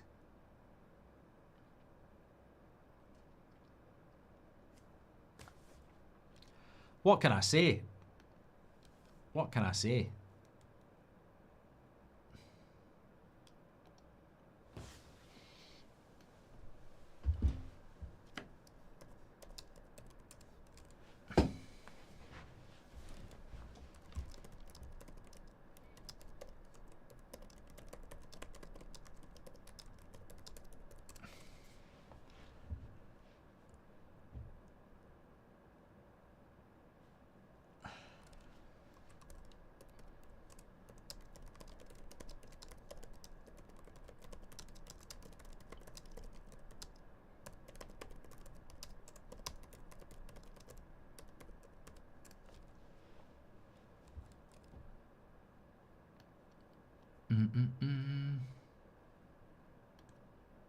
Better start from Villa this. Newcastle started off quite slow second half, so Emery's obviously gave him a bit of a rocket up the arse at half time.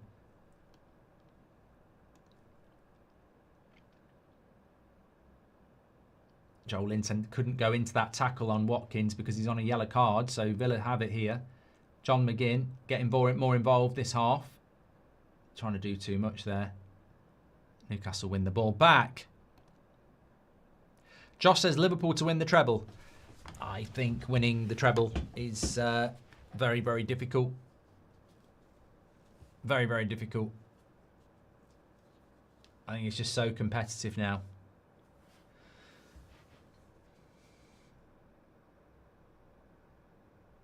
Why don't United go in for Kamara? I think he's classed as Liam. Man United were in for Kamara before he went to Villa. Who did he play for before he went to another French league player, isn't he? I want to say Lyon, but I'm not 100% sure he was at Lyon. But he was definitely a player United were linked to. Then he ended up going to Villa, and he's been Marseille. Sorry, thank you very much for that in the chat. Loads of saying that. Yeah, he was definitely a player that United were linked to, but I mean, he'd be better than what we've got.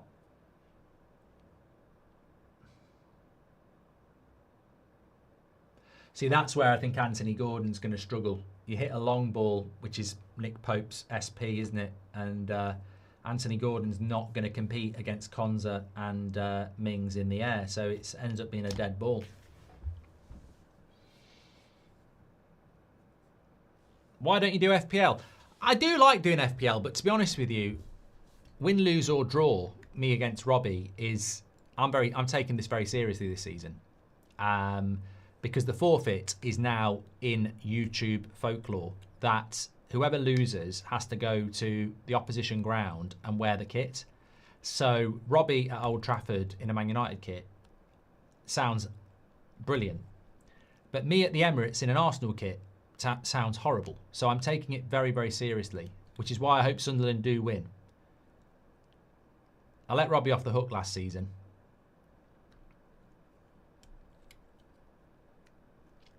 How many games does Michael Oliver ruin this year, says Sully. Well, mate, I still don't know whether Newcastle should have had a penalty in the first half. Here's Alanga. That looked like a good tackle. Ref says play on. And that looked like a foul by Trippier, and it is. I lost last season, yeah, but we didn't put a... It only started at Christmas and we didn't put a forfeit in, so this is a proper forfeit this year. It's very serious. Is it a full kit? Well, I tell you what, I ambushed Robbie on the stream anyway. Like, he wasn't happy about it, and I said, look, we're both We've both got big channels. We're in a head-to-head across 9 months. You know, it can't be the loser buys each other a meal. It's got to be something big. And he went, yeah, I agree. Fair play. And he said, is it a full kit? And I said, let's just start with the shirt.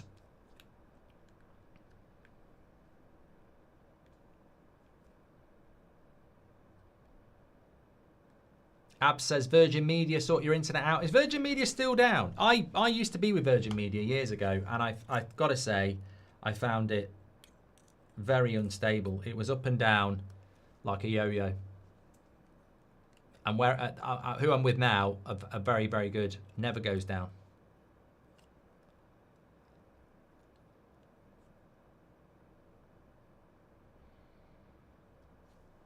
And it's a shame because I was talking to somebody about this today. I obviously do watch-alongs, so they were saying, like, do you use, like, Sky Go or anything like that? And I said no, because, like, if you use Sky Go or anything like that, they are streaming services and they can be anywhere between 30 and 90 seconds behind. The best way still to watch football, if you want to be close to you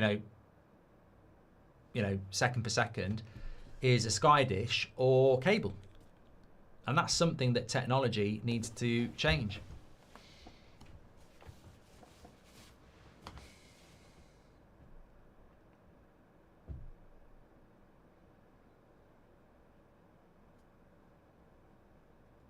Thoughts on Forest recent transfers as NFFC? Well, I've got a mate who sometimes watches, and he's always slagging off United, so I slag Forest off in return. But I did actually message him today. He was trying to start it up again, saying I hope Arsenal win tomorrow. And I said, to be fair, I think a little bit like Sunderland, they've had a pretty decent transfer window. I like the striker from Botafogo. I think he might be a player to watch this season. I like Ndoye, the winger. I think he could be a brilliant replacement for Alanga. Amari Hutchinson from Ipswich, I think, is a really ambitious signing. They're looking at McAtee from Man City. They're looking at Douglas Luiz. They're looking at Muzza. So I think they've shown ambition again. I don't think they'll be able to replicate last year where they were in the top 4 for a lot of the season. But, you know, we say Villa can win the Europa League. Well, you know, it could be a Forest Villa final, like it was Spurs Man United. I mean, I think beyond the Champions League, the Premier League clubs are too strong in the Europa. So it could be those two in the final, which would be, you know, very interesting, wouldn't it? Midlands derby in the Europa League final. Emi Martinez is banned, Sam. He's banned. Right, there's an injury here, so I'm going to go and grab my ball.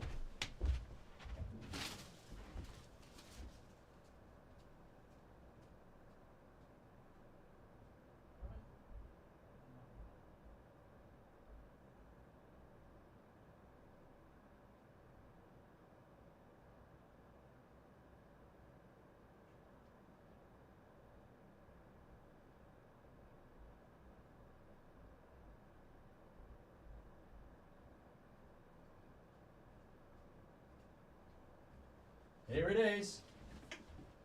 Here it is. Look at that. It's quite heavy, actually. Oh. I've not even opened it. I don't really want to open it, but I think I might have to open it to put it on the shelf. But let's see if I can open it. Oh, God, I'm not even strong enough to open it. It says to unlock it. Go that way. Oh, it was already unlocked. Idiot. Oh, God. Put it on my head. Hello, everybody. I'm watching the Premier League between Aston Villa and Newcastle, and it's a cracker. It's hurting my head. I'm in a box. I'm a man in a box. I'm a man in a box. I'm a man in a box. Actually, it's really hurting my head because it's got a big plastic bit on the top. That's better. Hold it with your shoulders. I'm steaming up a little bit. If it falls forward too much, it might break my neck. I'm a man in a box. Actually, don't do this at home. Actually, it's fine. There's loads of air coming up. Oh, I'm getting lightheaded. Don't do that at home. It smells of plastic. I tell you what, it's a lovely ball. That is a proper lovely ball. You know, you can know like proper balls, not the replica. That's really hurt my neck. Space Cadet Bridge. That, I'm Harry Bright. I'm going to do that now. That is a lovely ball, that is. It's one that wants to, you want to play in goal with that. It's got such lovely detail on it. And I tell you what, it does feel like it's quite light compared to the... It's a lovely ball. It is a lovely ball. I can't wait to see what the winter ball looks like. That's going on the shelf. Big shout out to Puma. They sent me that. Yes, have it. You should do it. Does Eze bring Tottenham a top 6 finish, says Neon? Remember they've got Champions League football as well. I think Tottenham are going to be one of the... I said it the other night. Tottenham could be the favourites for 5th. Joshua says you should do it. The bigger the points gap, the more kit you wear. Example: 20 points you add the shorts and 30 you add the sock. This is a great idea. This is a great idea. So winner. Loser has to wear the opposition's football top. If the gap's 10 points, you've got to wear the shorts. Oh, shot by Watkins straight at the keeper. Haven't watched United stand in a couple of days. Are you still confident on Belabor, or are we pivoting for real, says Ash. I thought you were taking the piss there. I mean, it doesn't look good, Brev, about Belabor. I just want to try something.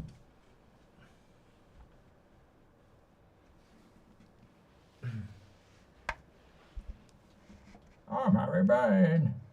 Give me this service and I will score goals. Oh, you've been labouring under a misapprehension for too long. When I went to the Bundesliga, I didn't weaken my powers. I became stronger. And that's why I've won the Premier League. It's a red card! That's going to be a red card, Konza. You're gone. Off you go. It is a red card. I'm sorry, Villa fans. I think I've given you bad luck. That's definitely a red card. He pulls him down. Last man, Konza. You might look to the game yesterday at Bournemouth and say, wow, that didn't happen to them. But it's a lovely counter. Alanga. Lovely ball by Alanga. Yeah, he pulls him back. Is there a case that Mings would have caught him? No. No. And he fouls him. I think referee's got that absolutely spot on. I mean, it's a bit soft the way he goes down. But I've just realised I've still got this on. Bloody idiot. I'll come back to that in a minute. Yeah, red card has to be.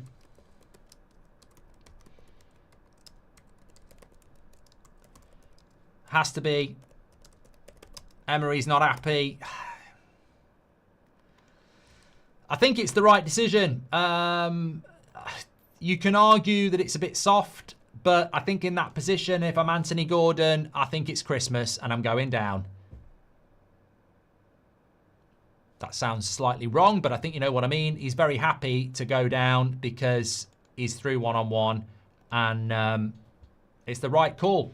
And the thing is, Villa were sort of coming back into the game. They're not going to get a goal out of this, of course, because they're still a long way from goal. But look, I think that for me is why it has to be a red, because he's going to get a shot off on goal. He gets fouled. You know, it's a professional foul, isn't it? So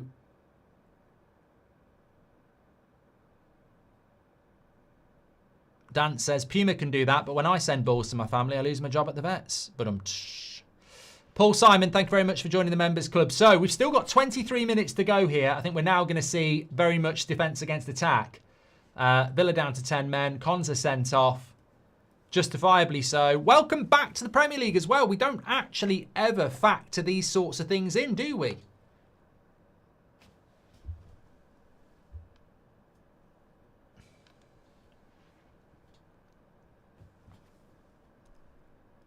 yeah, we don't factor these things in, that these moments can be so big in games of football.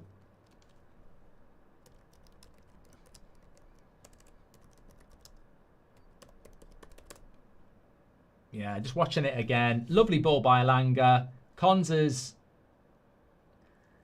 I mean, if I'm speaking to Konza there, I'm saying why? Why are you putting your hands on him? He's just run alongside him. Run alongside him. You don't need. He makes that too easy.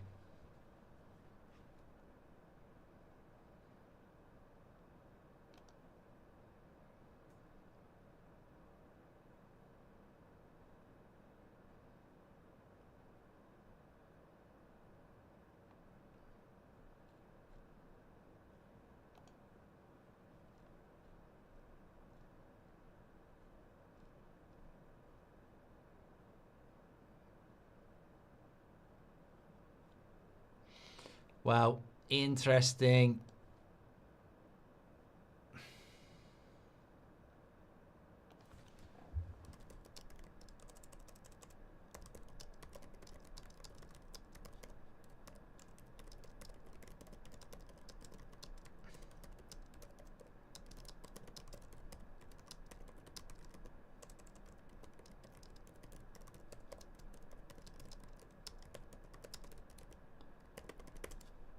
You're going to be all over TikTok, Mark, with that.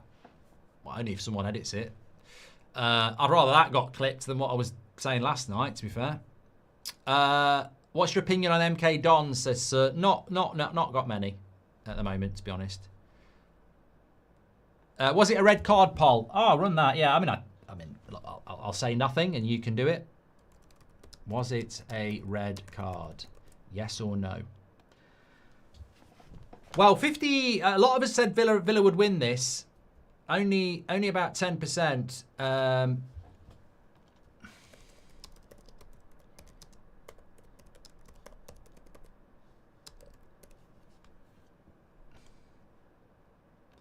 Went with the draw.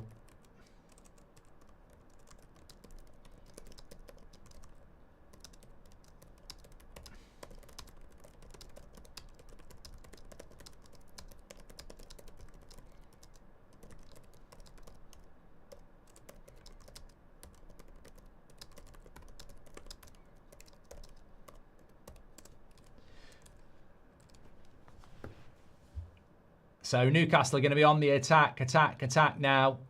Villa are going to have to defend. He's not actually made a substitution yet, has he? I'm just trying to see what he's trying to do.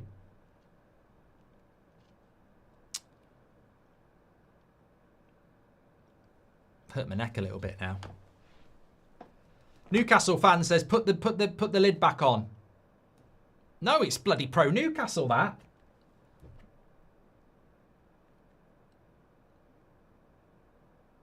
No subs at all yet for Villa. So we've got 20 minutes for Newcastle to get back into this. Sorry, for Villa to hold on, really, or Newcastle to win it. Kamara's just dropped into centre-back. Yeah, he's done that before, Kian, hasn't he? I mean, to be fair, I mean, I wouldn't rule out Villa scoring because it might be easier for them to counter against the Newcastle side that's going to attack. It'd be very difficult. I wouldn't be putting my money on that, but it's not impossible.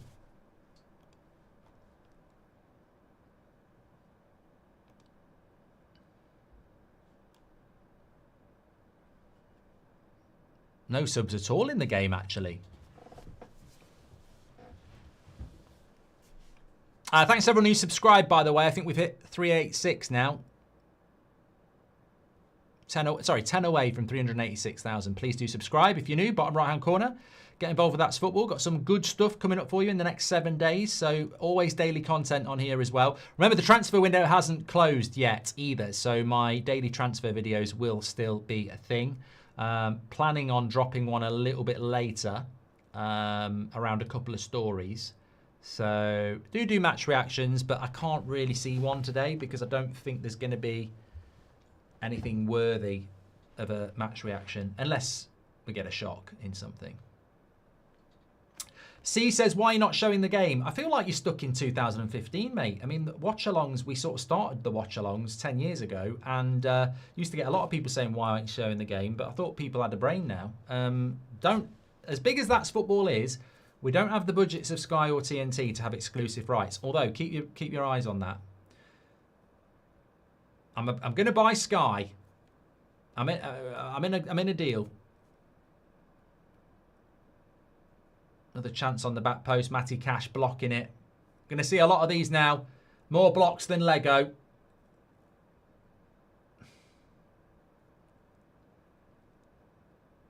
Harvey Barnes with the shot. Straight into the midriff of Matty Cash. Well, he does hit his hand, but there's no way that's a handball. His hand's like that. You're not having a handball for that. Corner to Newcastle. Here it comes. Headed away. Rivals for fifth drawing could be big for United to Space Cowboy. I ain't putting it. I mean, it's a great way of looking at it. Well done, but I ain't looking at that. JS says, if you had the option, would you want exclusive TV right? What? If I could have... What? So if you could put me in a corner with TV rights, oh, God, it'd be brilliant. It'd be absolutely brilliant. I tell you what, you get proper fucking replays as well. I'll be on to my producer saying, I want to have a look at that penalty shout again. I'd love it. TV rights and be able to go, get me this, get me that. Be brilliant. Belabour starts for Brighton. It's all must have been love, but it's over now. Must have been good, but we lost it somehow. He'd be staying it there now. To be fair, I reckon from Belabour's side as well, his agents probably said they're not serious. They can't afford you. Play at Brighton for another year. You'll earn massive money in a year's time at a club that can actually afford you. As much as it's Manchester United, Man United will be trying to do that deal on the cheap, which means the wages will be low, the signing on fee will be low. So they're probably like, just stay where you are. Back post, Alanga goes over the bar. How many watch-alongs are you doing tomorrow, says Elizabeth. I will have matches on tomorrow, but obviously I'm going to be live on the United stand from 4 o'clock. So I can't really do a watch-along for the twos. But I will be watching the, I think the Chelsea game's on the telly, isn't it?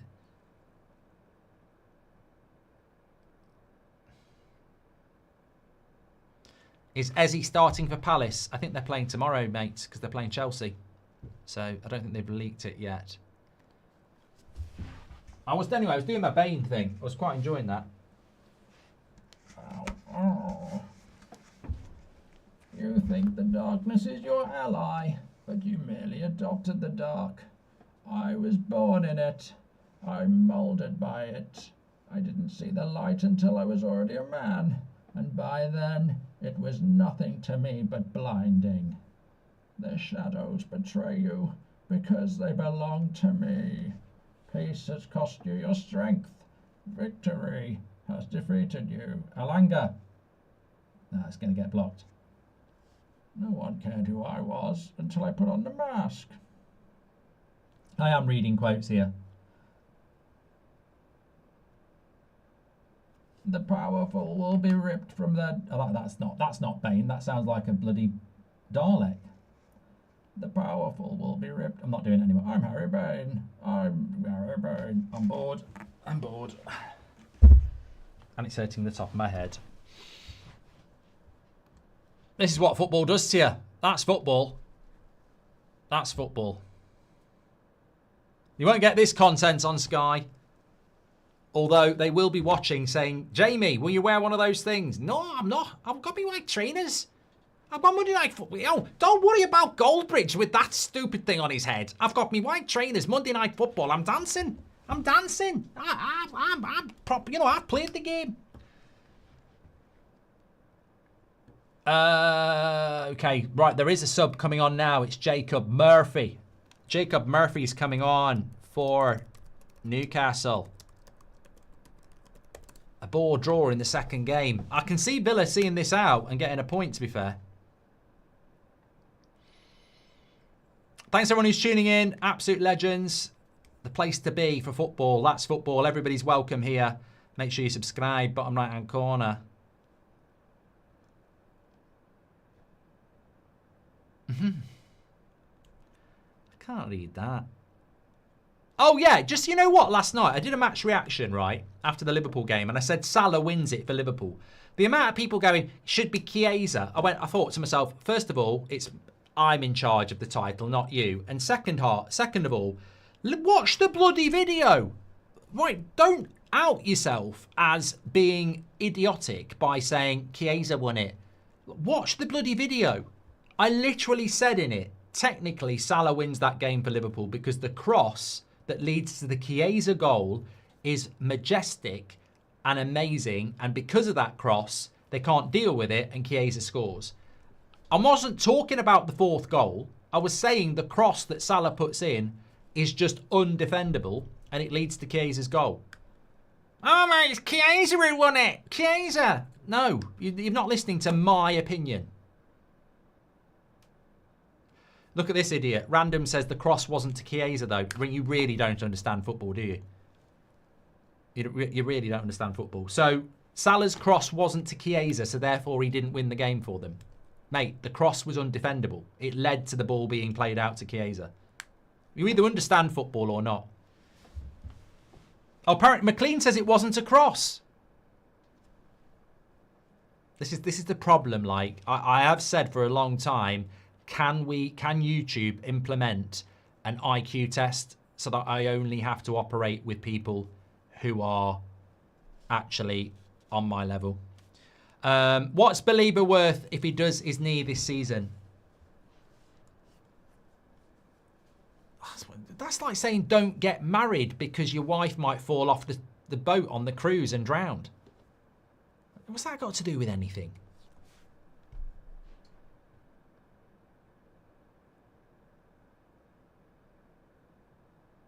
Carlo says, no one cared who I was until I put on the bin.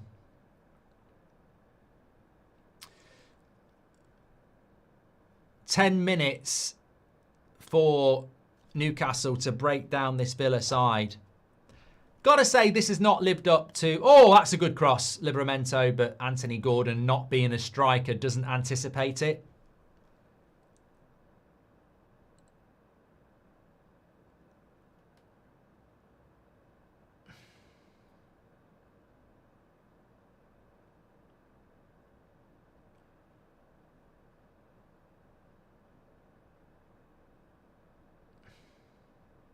Cabo thinks it was a shot by Salah. God, football's really not for you, mate. Really not. I hope you're trying to rage bait because that is just dangerous opinion on football there.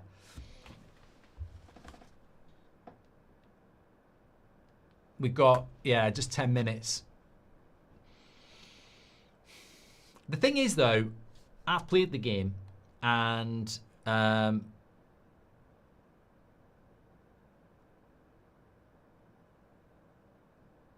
it's hard to break down. It's hard to break down a 10-man team when they're just sat on the edge of the box. I've said it so many times, and I know lots of you have as well. A red card doesn't make a game better. You instantly think, oh, they're down to 10 men, we're going to win. But it doesn't necessarily work like that. I've seen Jose come from behind with 10 men and win a game with Chelsea. It's like, it's not necessarily the end of the world. Wheels says, you slag off Ineos and the Belabor deal, yet every credible journalist says Brighton kept their price in-house. It probably was way north of 100 million. I don't really understand your point, mate. My point has been this. Manchester United were happy to brief David Ornstein that we were in talks for Belabor, and yet we're meant to believe that we had talks with Belabor for a week and a half, and then Brighton said he's not for sale. Explain the workings of that. Why would you brief David Ornstein that you're in for a Belabor, speak to him for a week and a half, and then pull out of it because Brighton won't give you a price? Why would you do that if it isn't just a big load of PR? It doesn't make any sense. So your point, fine, I take it on board, but answer the point. My question is, why did Man United spend 10 days briefing everybody that they're talking to Belabor, and yet he wasn't for sale? What football club does that? Why would you do that?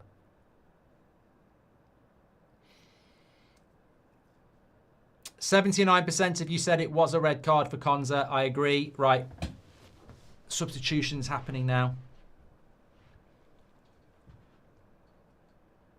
Newcastle have got to find a goal here. And well, they don't have to. A point's not a terrible result on the opening day, but they'll feel that with 20 minutes against 10 men, it's a great opportunity to get off to 3 points. Remember, Newcastle play Liverpool next. So not necessarily an easy start for Newcastle in this Premier League season. Haven't got a striker in yet. Host Liverpool next Monday night, which will be a big, big game. And then they go to Leeds. So not the easiest of starts for Newcastle.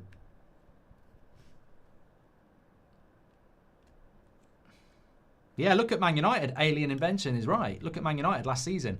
Played with 10 men against Arsenal for a long time at Emirates in the Cup and didn't lose.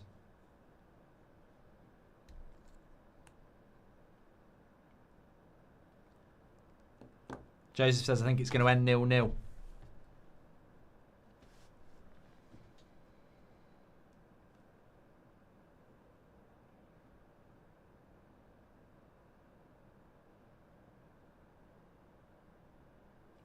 Yeah, just looking at the substitutions here. Well, we should be able to get them up on the screen for you.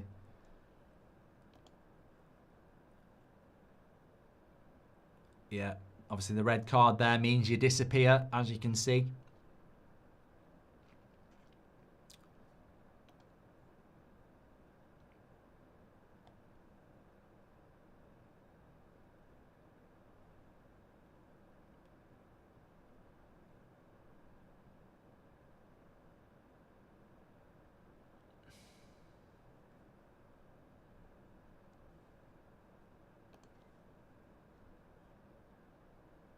Mallon's on, yeah. Mallon for Rodgers and... Well, I'll tell you exactly.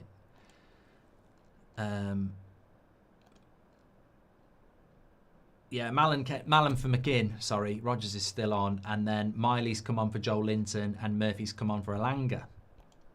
They're on the attack, Newcastle. We're going to be saying that a lot for the last 5 minutes. Harvey Barnes, edge of the box. Ooh, Anana. Looking for a quick break there. Doesn't work out. Still Newcastle. Harvey Barnes again. I tell you what, this would have been a lot better game in September. The teams have really struggled, haven't they? With the sharpness. But here's Bruno G.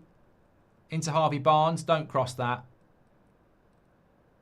That's a lovely ball into Anthony Gordon, who didn't anticipate it. Bad touch again.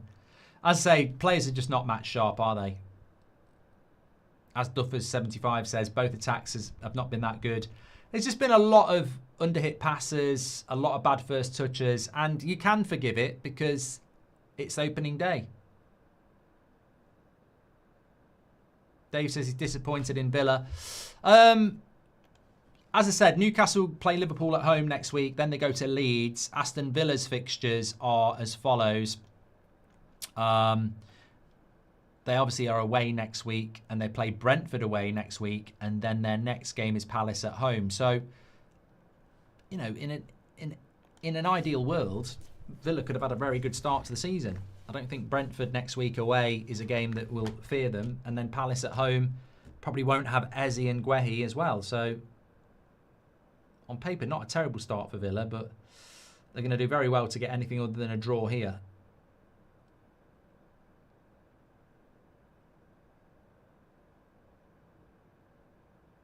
James, no, I'm not doing 3 PMs.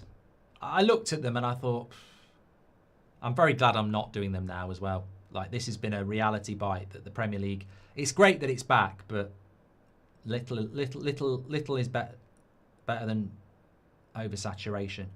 Here's Mallon. Can he get a shot off? He did. Pope keeps hold of it. Coventry scored 5.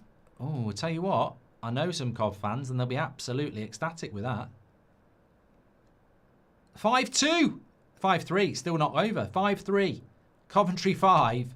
Derby 3. It's so funny because I know a couple of Cov fans, and I was talking to them this week, and they were saying we're really worried about scoring goals. That Van Uwijk they've got is going to be a really good player as well. I think he's a right back. Um,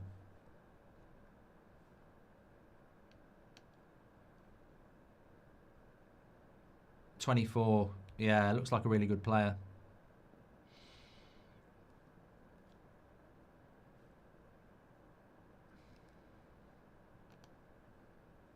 Yeah, 5-3. Oh, it's 5-3 now.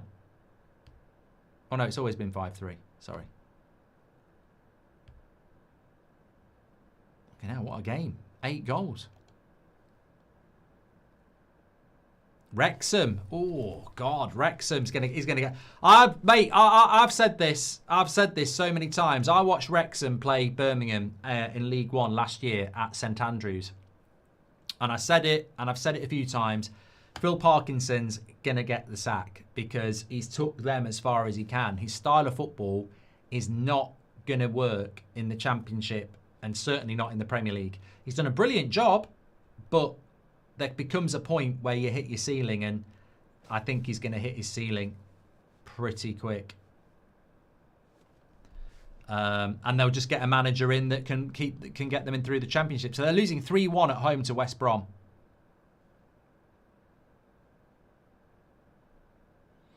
Championship's ridiculously competitive, though, isn't it?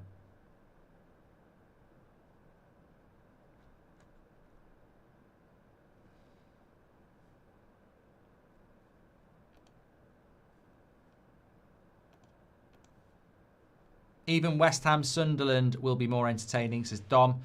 Thank you very much for your super chat, Dom. Another substitution here. Harvey Barnes goes off. Osula comes on. Thanks everyone who subscribed. We've hit 386,000. Absolute legends. Really appreciate it.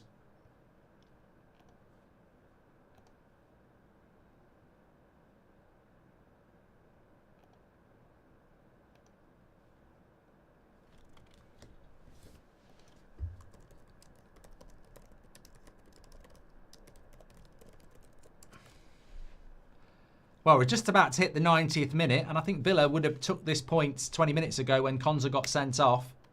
I mean, we're not going to get a goal, which is disappointing. It's not been a great game, and it's not lived up to what we hoped it would be at all. But look, it's a reality bite. The Premier League is the best league in the world. It's a very, very exciting. It's great to have football back, but not every game's going to be a great game, which is why I pick and choose.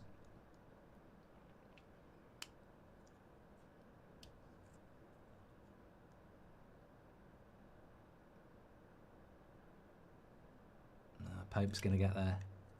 Think Ramsdale get any game time? I don't know. I don't really understand Newcastle's strategy. I think it's maybe because Nick Pope picks up a lot of injuries. Anthony Gordon with a shot from distance. Who would be your man of the match? Well, they've given it to Shaw. I don't know whether I'd give it to Shaw. And it's a hard game to give man of the match to anybody, really.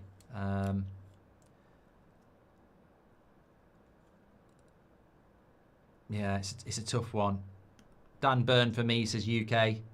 Kamara's done well for Villa. I think Bruno Guimaraes is always a good... I think both midfields have done... I think Newcastle's midfield has done well.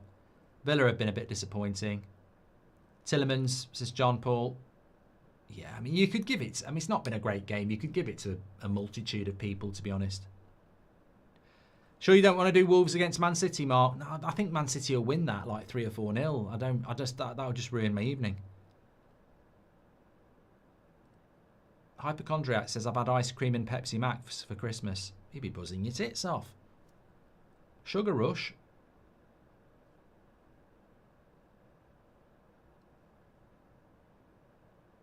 Merck says, Mallin's been on for 5 minutes and already done more than McGinn. I think Mallin's a good player. I really hope that Emery starts to give him some more game time. It surprised me that they bought him and then didn't register him for the Champions League. Got a bit of a break on Villa. Oh, Morgan Rogers, for fuck's sake, mate. And that sums up this game. He's running at the back four and trips over the ball. It's stunning, really, how much that's happened.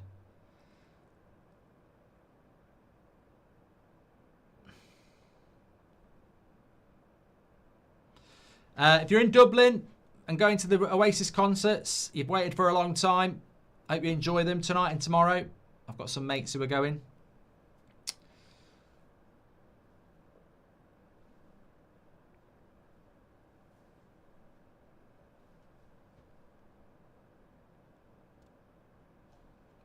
Did Collier make his debut today for West Brom? I think he did. I'll have a quick look. Let's have a look.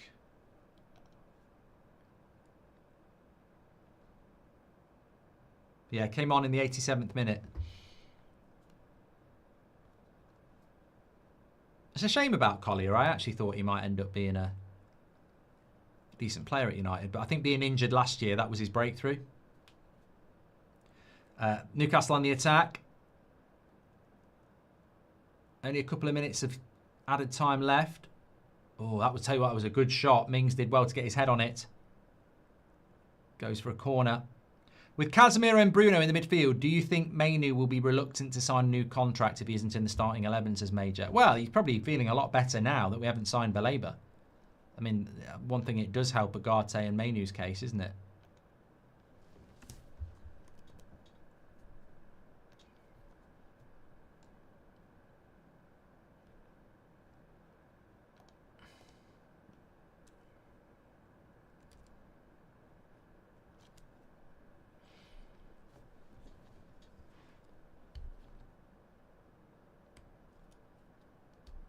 Do you think Salah will win a Ballon d'Or in his career? I mean, it's a bit of a joke that he hasn't, but I mean, time is running out. I mean, if he pulls in the numbers he did last year and Liverpool win the Champions League, he probably will win it. But the Ballon d'Or is not worth the paper it's written on. We all know there's certain criteria you need to tick. I think they're desperate to give it to Yamal. But really, it should go to Dembele. But I don't... there's still a minute to go.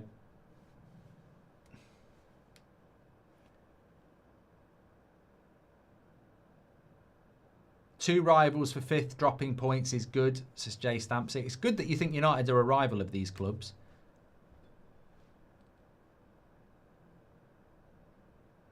Are any of your friends more successful than you, says Swish? Well, yeah, I've got friends in high places, so of course they're more successful than me.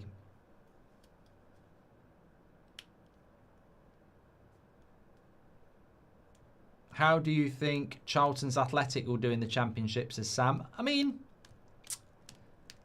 I think Birmingham City are going to get promoted. I've said that to so many fans that I know who support Blues. I think they're going to get promoted. Obviously, I think in the Championship, you're always going to have to look at the three relegated teams because they've got the parachute payments and they've got that experience as they drop down. But Ipswich did it. I think Wrexham stylistically is the problem. I think they've got the ambition, but I think... I said it last year. Look, they did well to get out of League One, but I don't think they've got the coaching to get into the Premier League, Wrexham. And I think they'll. I think Parkinson will be gone by Halloween, in my opinion. They've got a goal back, Wrexham, though. 90 plus 5 probably won't be enough. And Coventry still 5-3 up. We're done here. There definitely won't be a match reaction. It's not one I want to revisit. Don't forget to check True Classic out if you like these t-shirts. They're fantastic. Links in the video description.